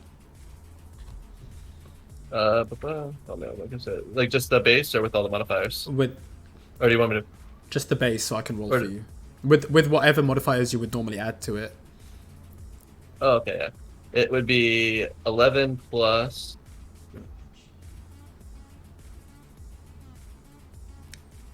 Oh, hold on.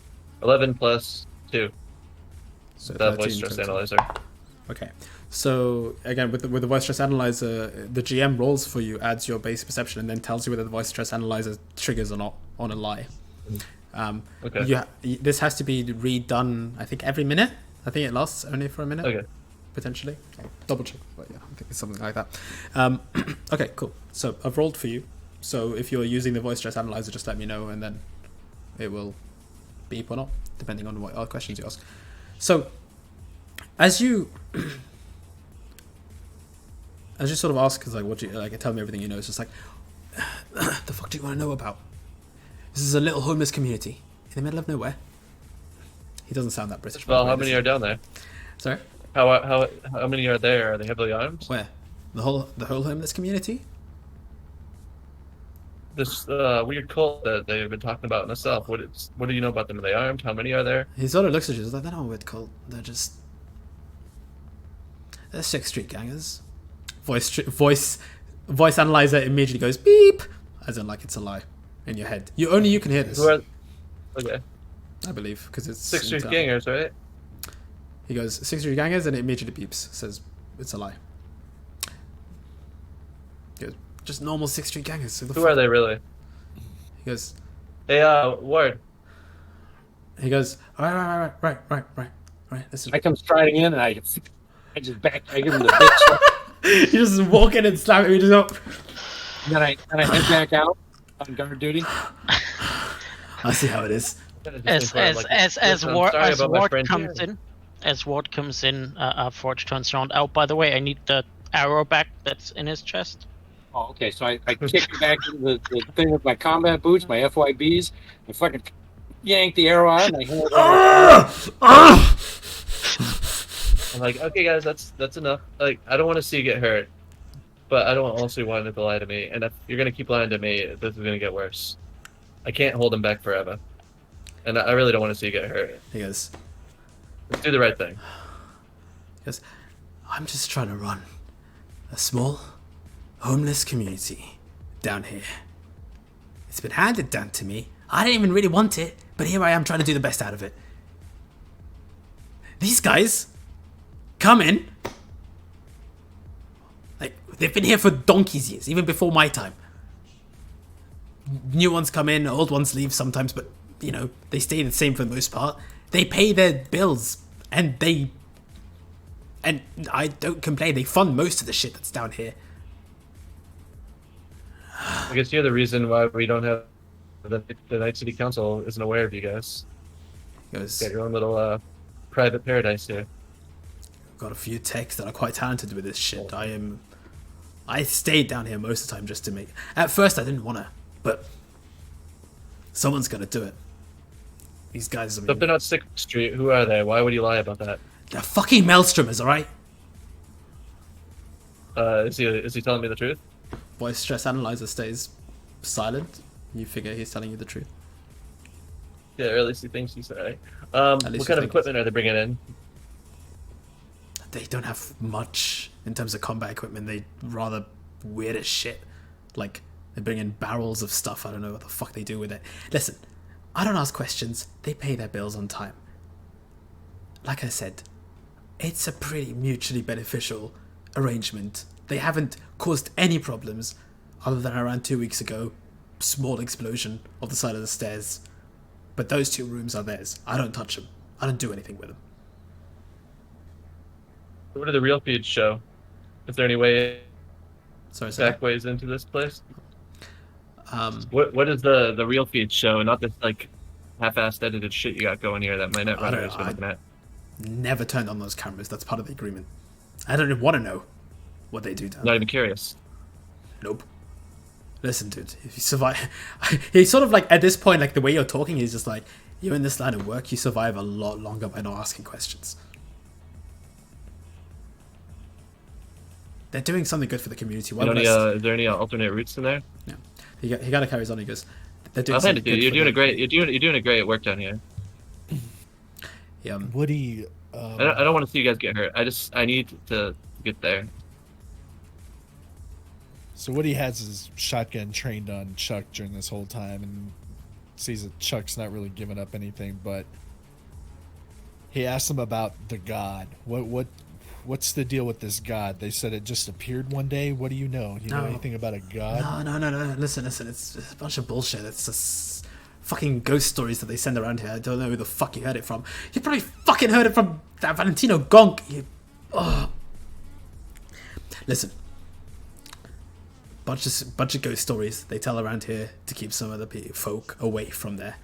Like, so to some it's a god interpretation, to some it was some fucking poltergeist or some shit.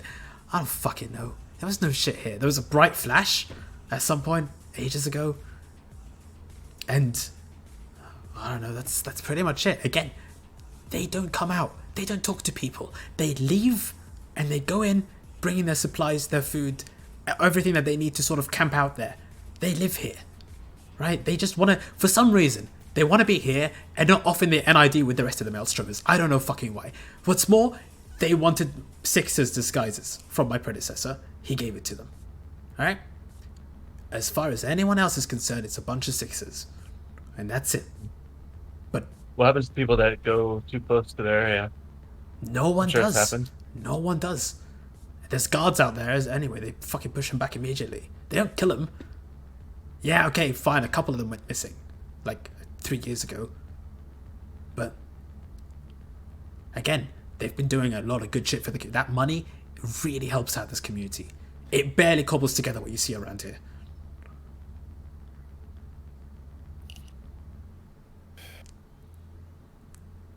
Yeah, look at everyone else. Seeing if they want to ask anything. What do we got the guy here? You guys got anything to add? I'll know if he's lying. Oh. I guess what he was saying about the god was true. That it's not really a god or anything. It's just a The voice stress analyzer fair- doesn't. Yeah. The voice stress analyzer doesn't show any sign of lies. Okay. No, I can't hear it. You can't hear it, but but Connor doesn't make any visible noises, visible gestures towards it being a lie. So see if we can use him to draw some of these guys off. Like, do they ever come to town? Can he call some of them here so he can separate them? Like, you know, get through their guards, or at least draw their guards off. Yeah, that's an idea. If not, let's just finish up here, tie him up, and move on.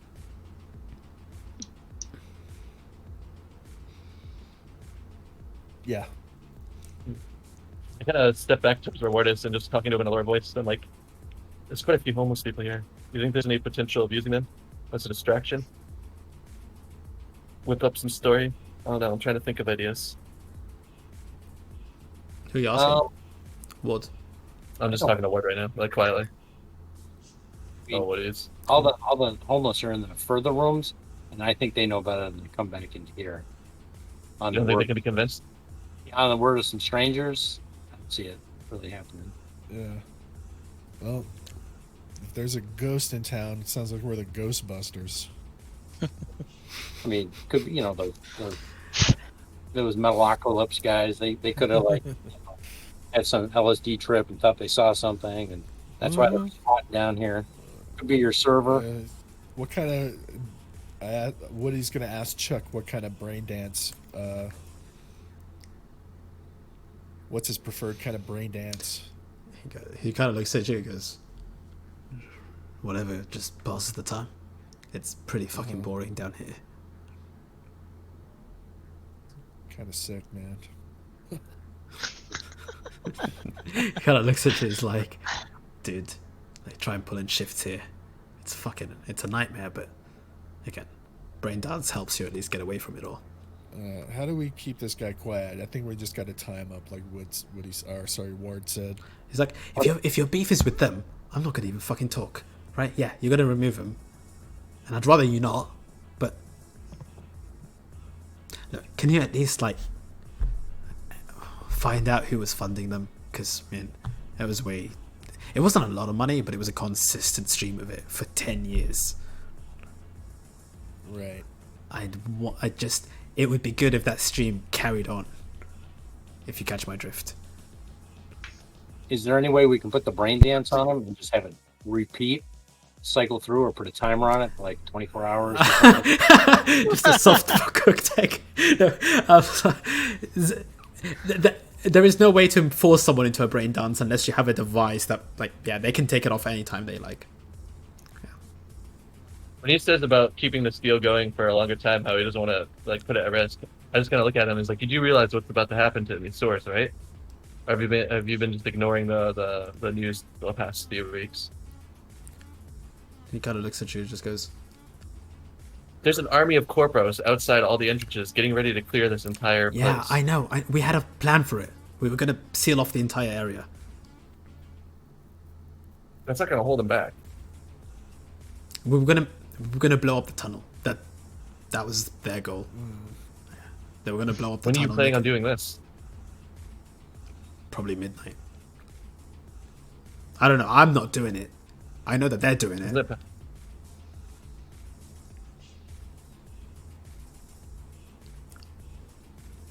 Sounds like a death sentence. Just trapping people down here. You're not helping any community.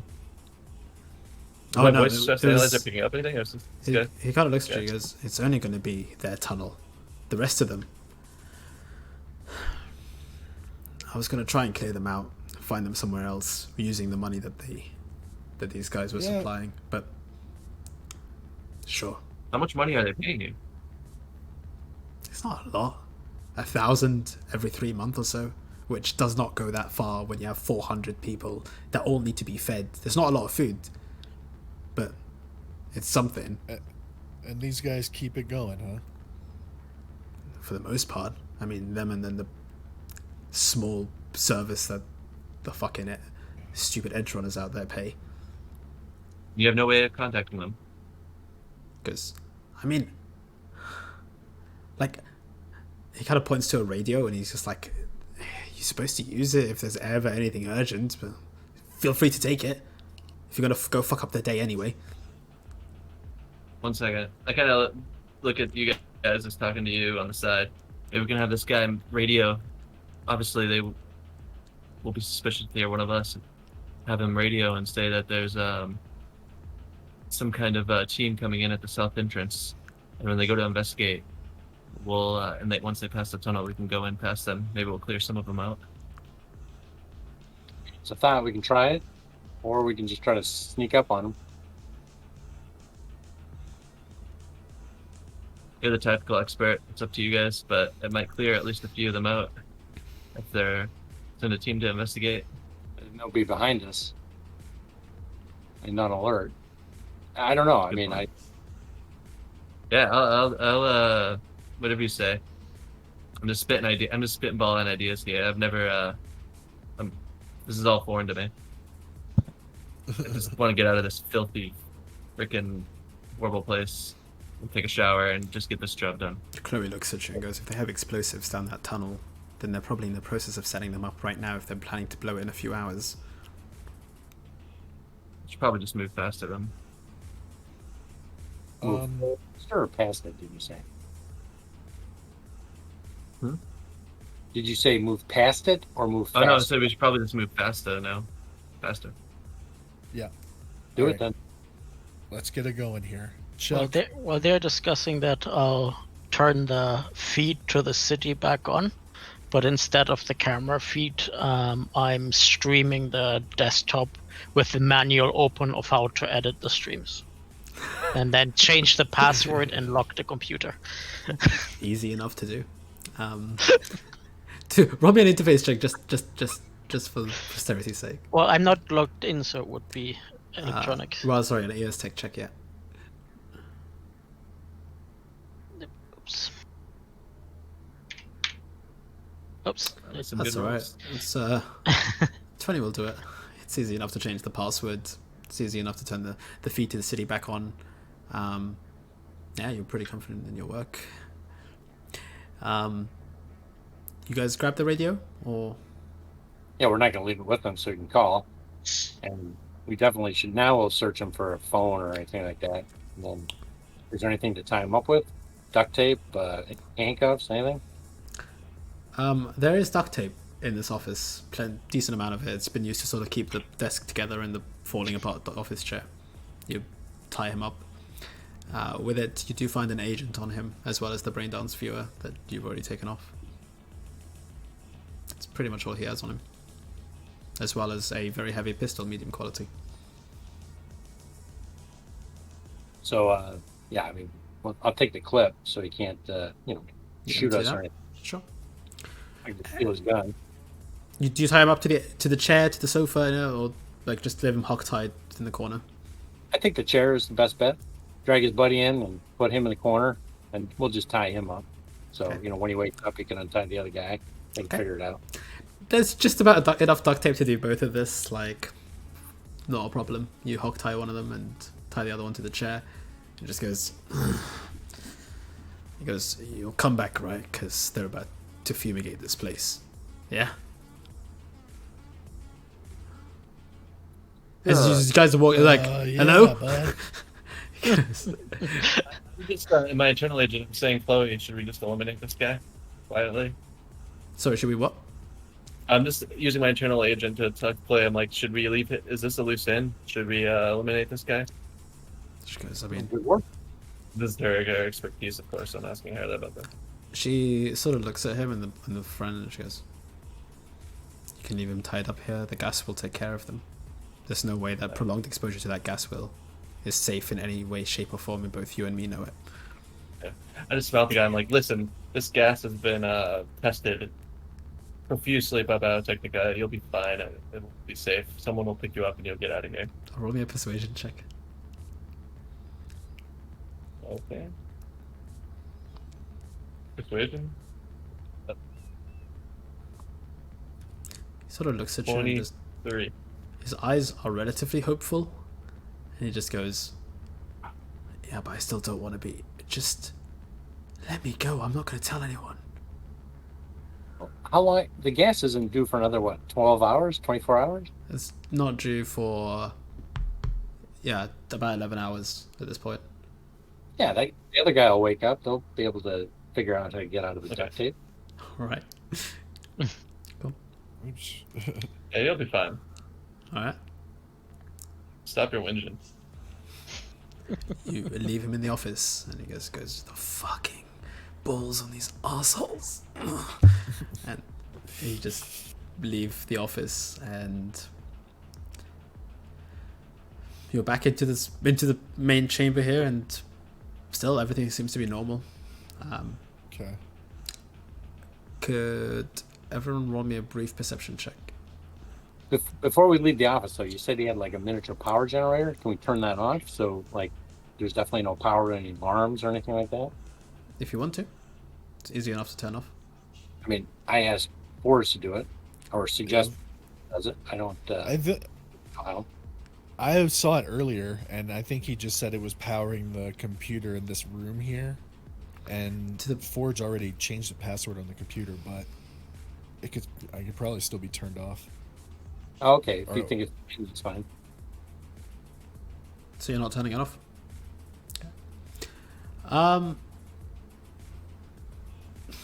Okay. No one but Forge sees the briefest. Oh, wait, I didn't roll. Go for it.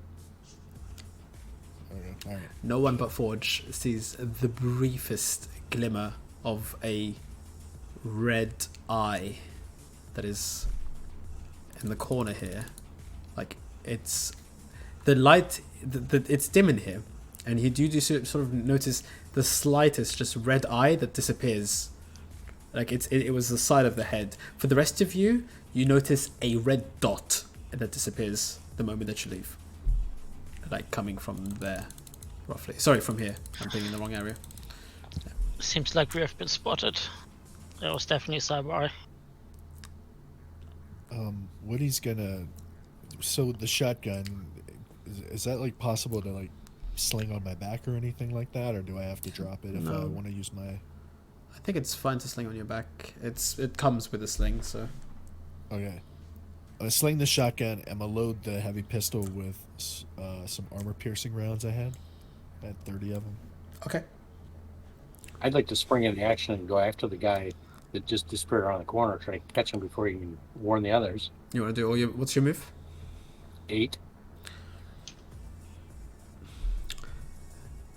So you would have noticed it from here, and that's... Let me just calculate some distances for you here. So 8 means you can move 16 total. So you could get here in 6 seconds. Okay. You immediately give chase around the corner, like getting to here, and then making sort of your way around.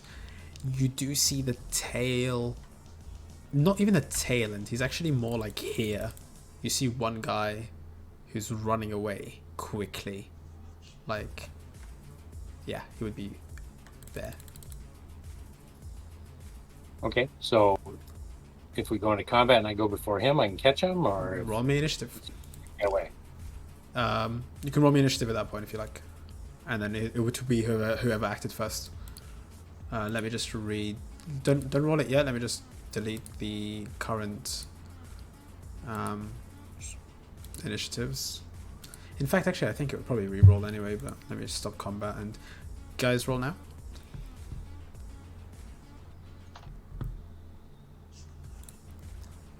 First roll was nicer. Yeah, well, before rolling initiative, he can also choose where to put his points. So if it's critical to have a high initiative, he could add them to that. So yeah, it could be 3 higher than that, so it could be a 14. If you would like to put it at 14, go for it.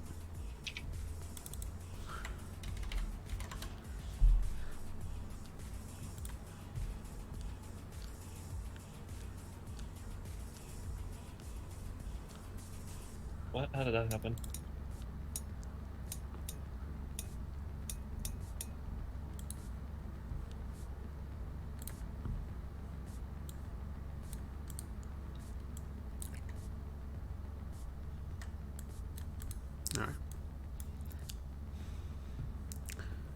So, getting into the initiative, we have Forge, Connor, Gage, Woody.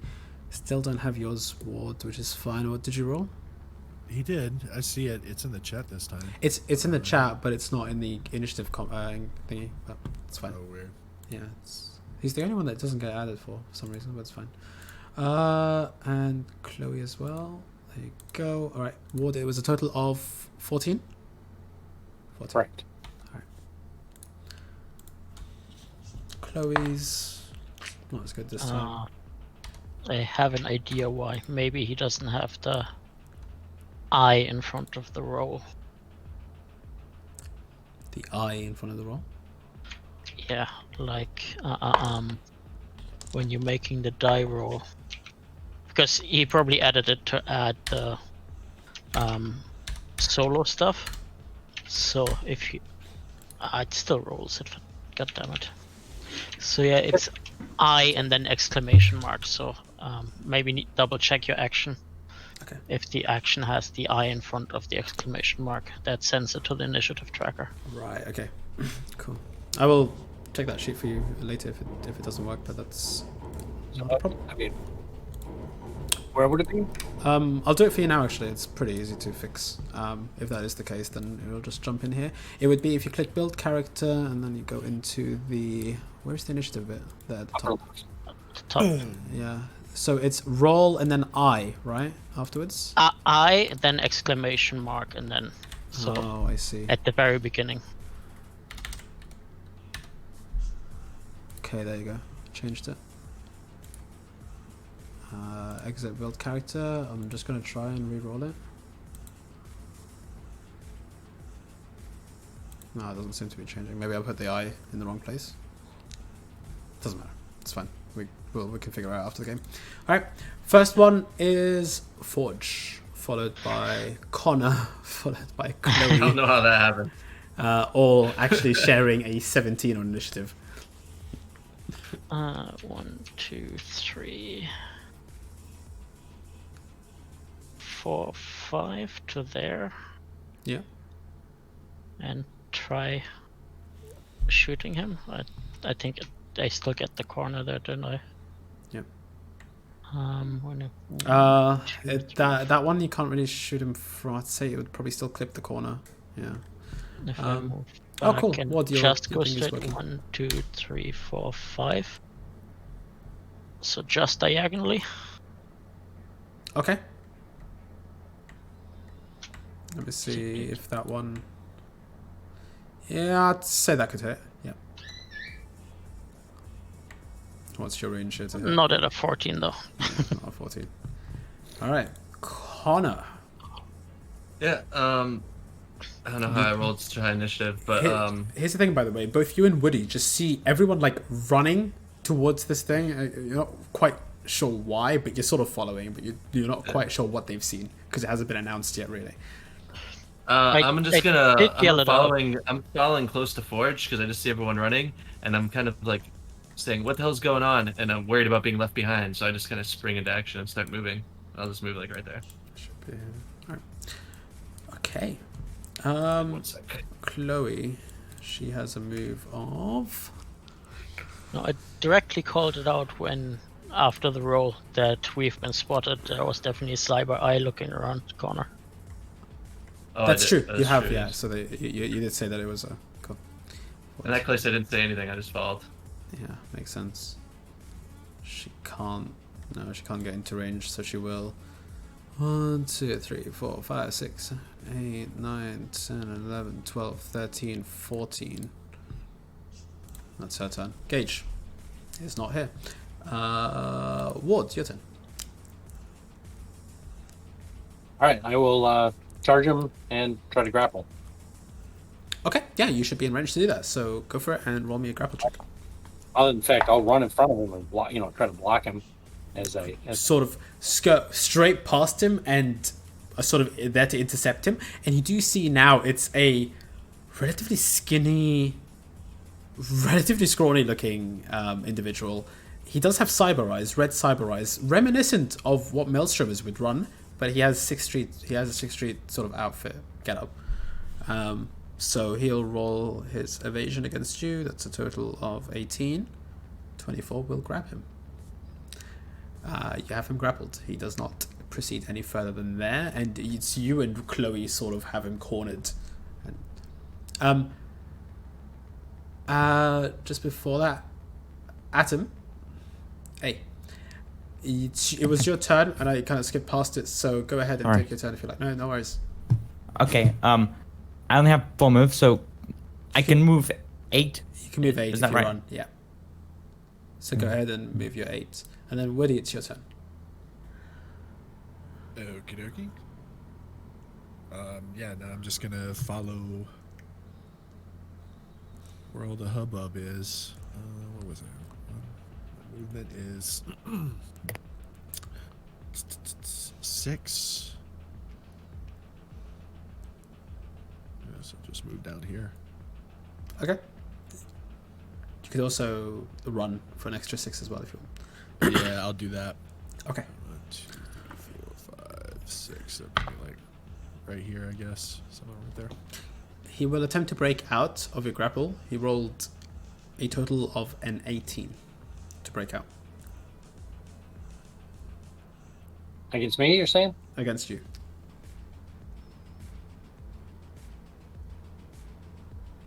Sorry, 17. I can't add.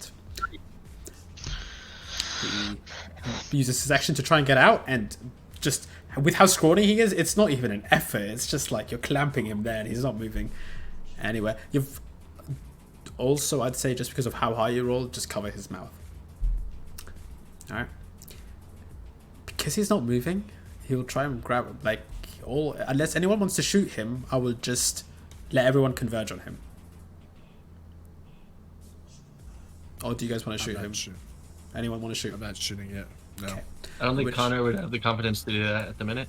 So I don't want to bring any undue attention just yet. All right, all of you do move in towards him. Chloe goes to sort of walk past Ward in her turn, and 1, 2, 3, 4, 5, 6. She will sort of approach just slightly and ever so slightly just sort of peek out to see if there's anything of danger, sort of. Like, she won't peek past the corner, but she'll like hold to make sure that there's no one else coming. He'll try and break out again, but you could choke in the meantime if you wanted to. Yeah, actually, well, I'm going to drag him 8 back up the corridor because he follows my movement. So I'll take him 8 up the corridor, so even if he gets away, he won't be able to get around the corner. Okay, And you I'll take do him. 12 damage.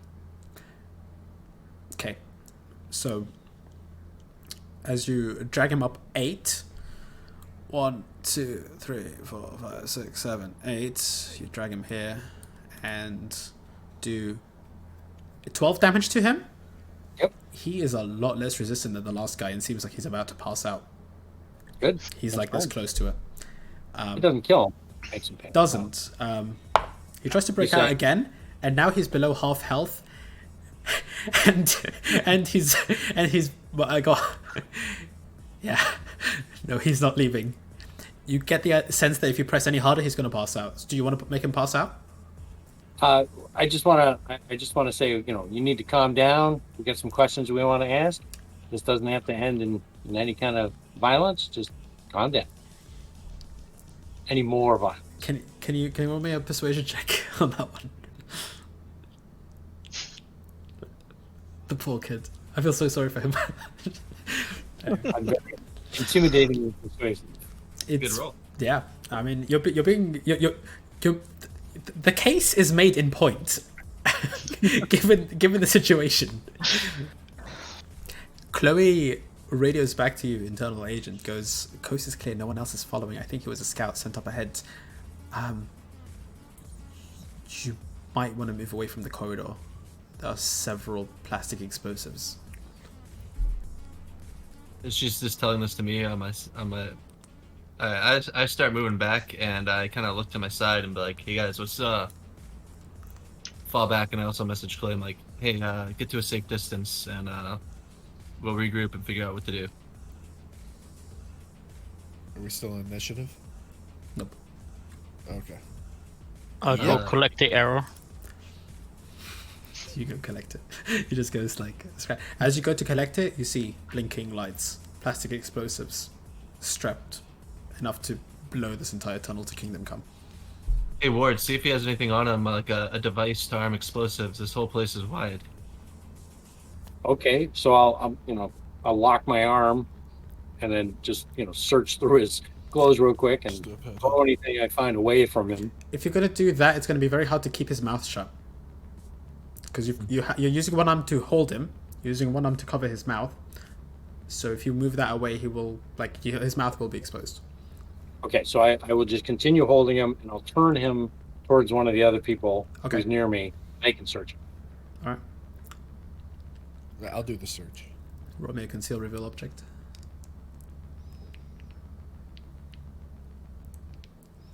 I'm gonna add.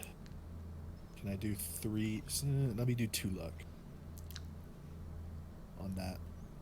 You can declare your luck just as using it, and then you can decide how much you want to pay. Okay. Cool.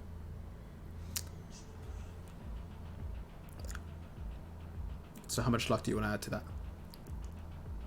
Yeah, still 2. Cool. 14.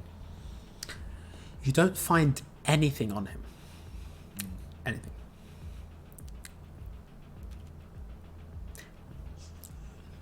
You sort of check the pockets. You're patting him down. Nothing seems Okay, to. I can't find anything. There's nothing. There's definitely nothing clumpy as an agent. That you definitely kind of feel secure that he doesn't, unless he has some sort of like subdermal pocket. I mean, he doesn't have an agent on him of sorts. Or an internal agent, which he may well have as Maelstrom. Who knows? In which case, it's all moot anyways. So who's our demolition? Who's our demolition? Dr. Die. But it's got Gage. You know demolitions, right? Get in there and disarm those F+D. Well, okay. You're the worst. He's not confident in this at all. Maybe we should take some more steps back. That's stagecraft, right? He is not confident in this at all. You could tell he's just been like, oh no. He's got the look on his face of absolute fucking dread. I will say you do get a huge hint of sarcasm from the request. Like, there was no way that Ward was keeping a straight face while saying that. Not in a million years.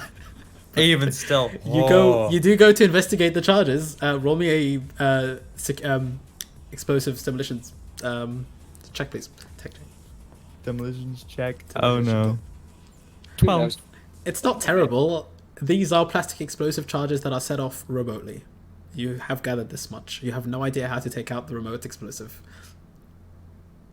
I want to drag the guy back away where if he screams, just kind of blend in and let my hand off his mouth. And, I'm waiting for everybody else kind of to drag along with me. And then I just want to use interrogation. Okay. You're moving him to where you are right now, right? Right. That's what I would like to do. All right. No problem. Just say, look, we're looking for this guy's brother. We think he might be down with you Maelstrom guys. How many of you guys are there down there? What's going on down there? What are these charges about? His eyes are wide open, staring at you intently. There is a sincere, that's the best way to describe it, anger towards what you've just done. And he looks like he wants to bite your hand off, but realizes that it's just probably not that useful.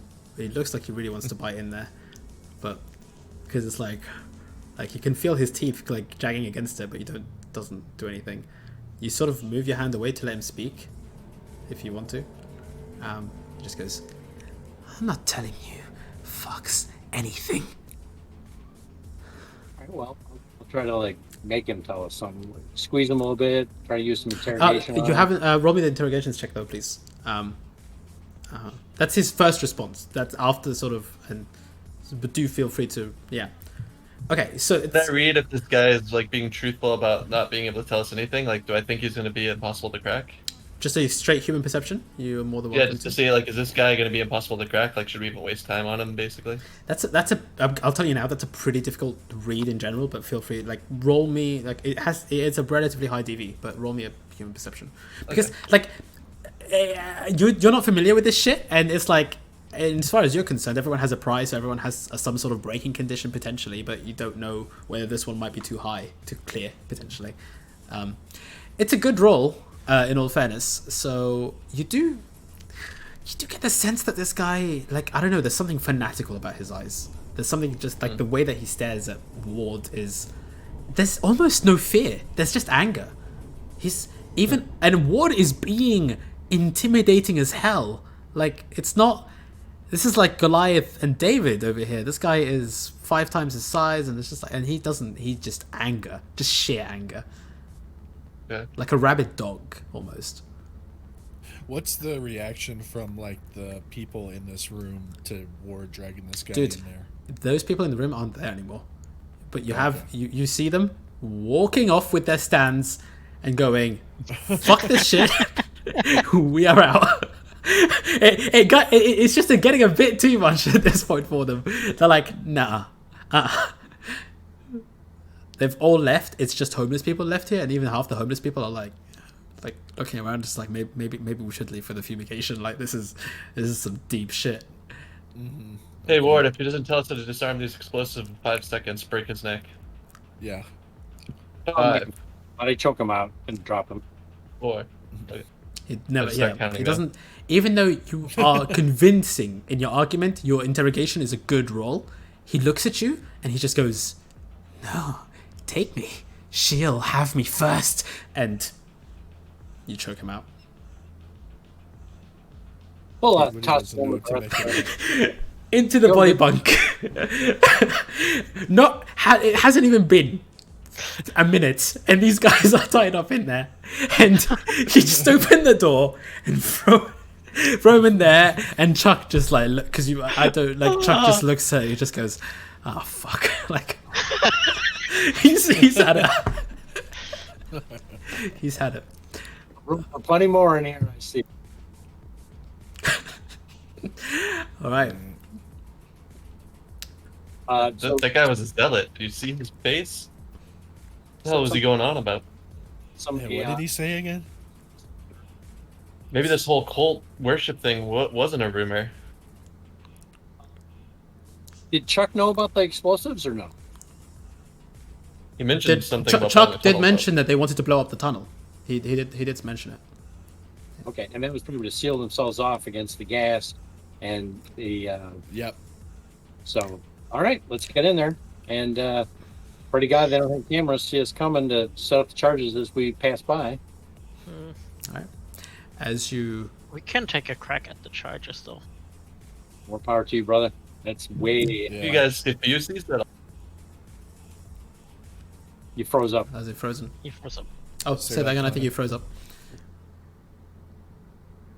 I was just saying, can any of you guys defuse these bombs? Well, we can learn a bit more about it, and I'll You see get my Gage. agent out, which is actually embedded into a book, Oh, which he opens, and then you see the agent, and he'll start his search on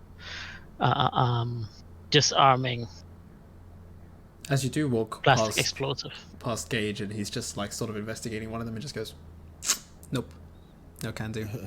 Definitely not disarmable." I mean, I think we just need to jam the signal, or we need to remove the detonators. It's easy to do. But that said, I'm not doing it. We just need to remove the detonators, right, guys? Just a little.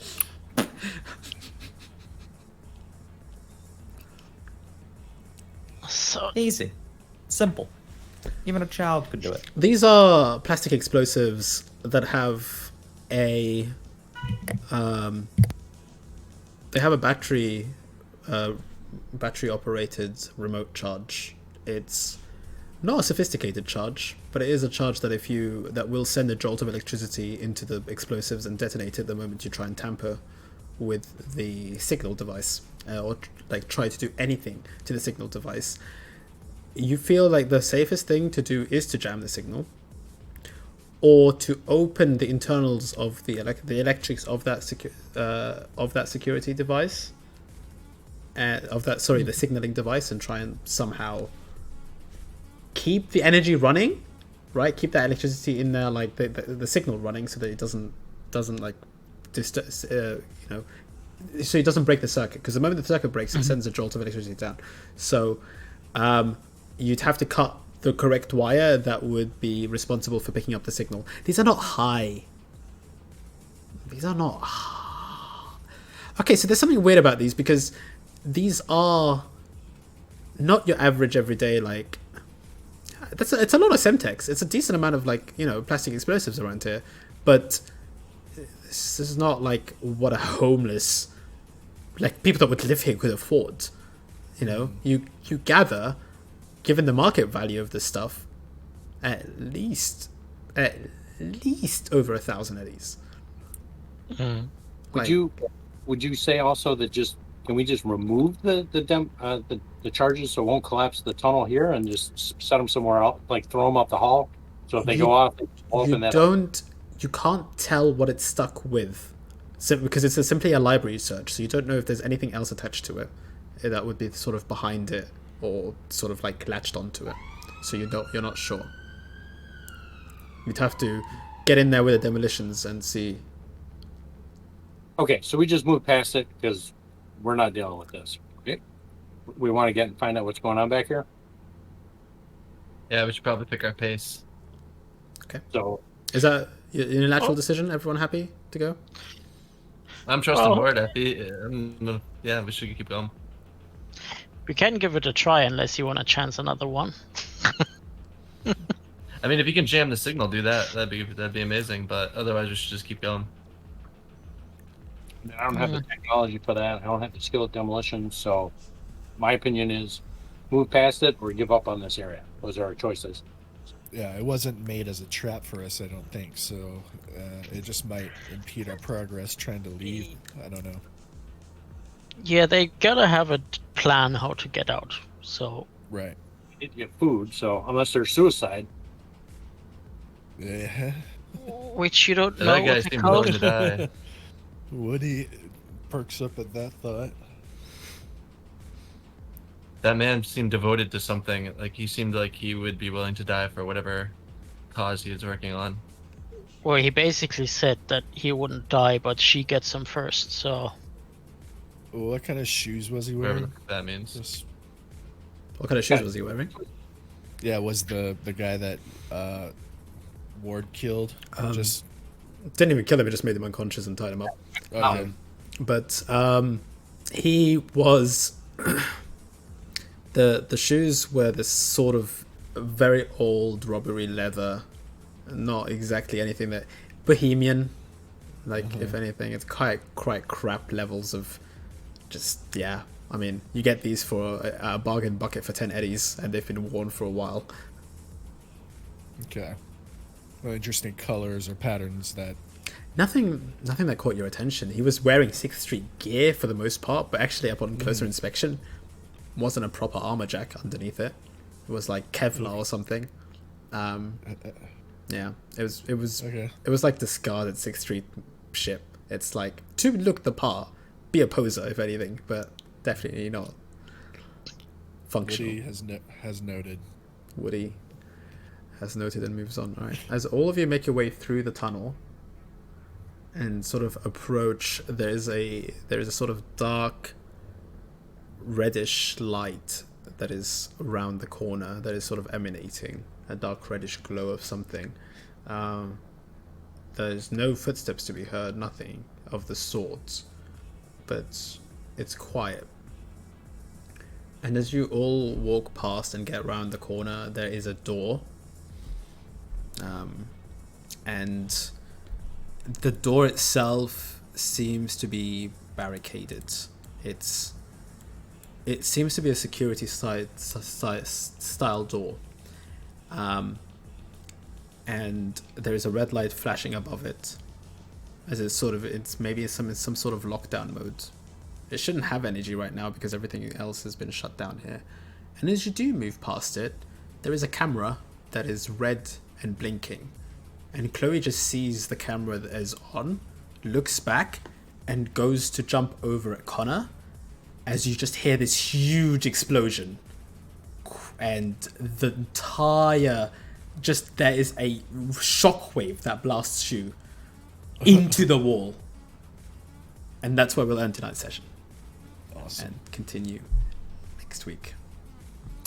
All right. Well, thank you everyone so much for playing today, and I hope you enjoyed it. And everyone watching, I hope you enjoyed it as well. And we shall pick up again next week. So I'll see you guys then. Thanks, Xeppy. Thanks, everyone. Yep. Thanks for having us. No worries.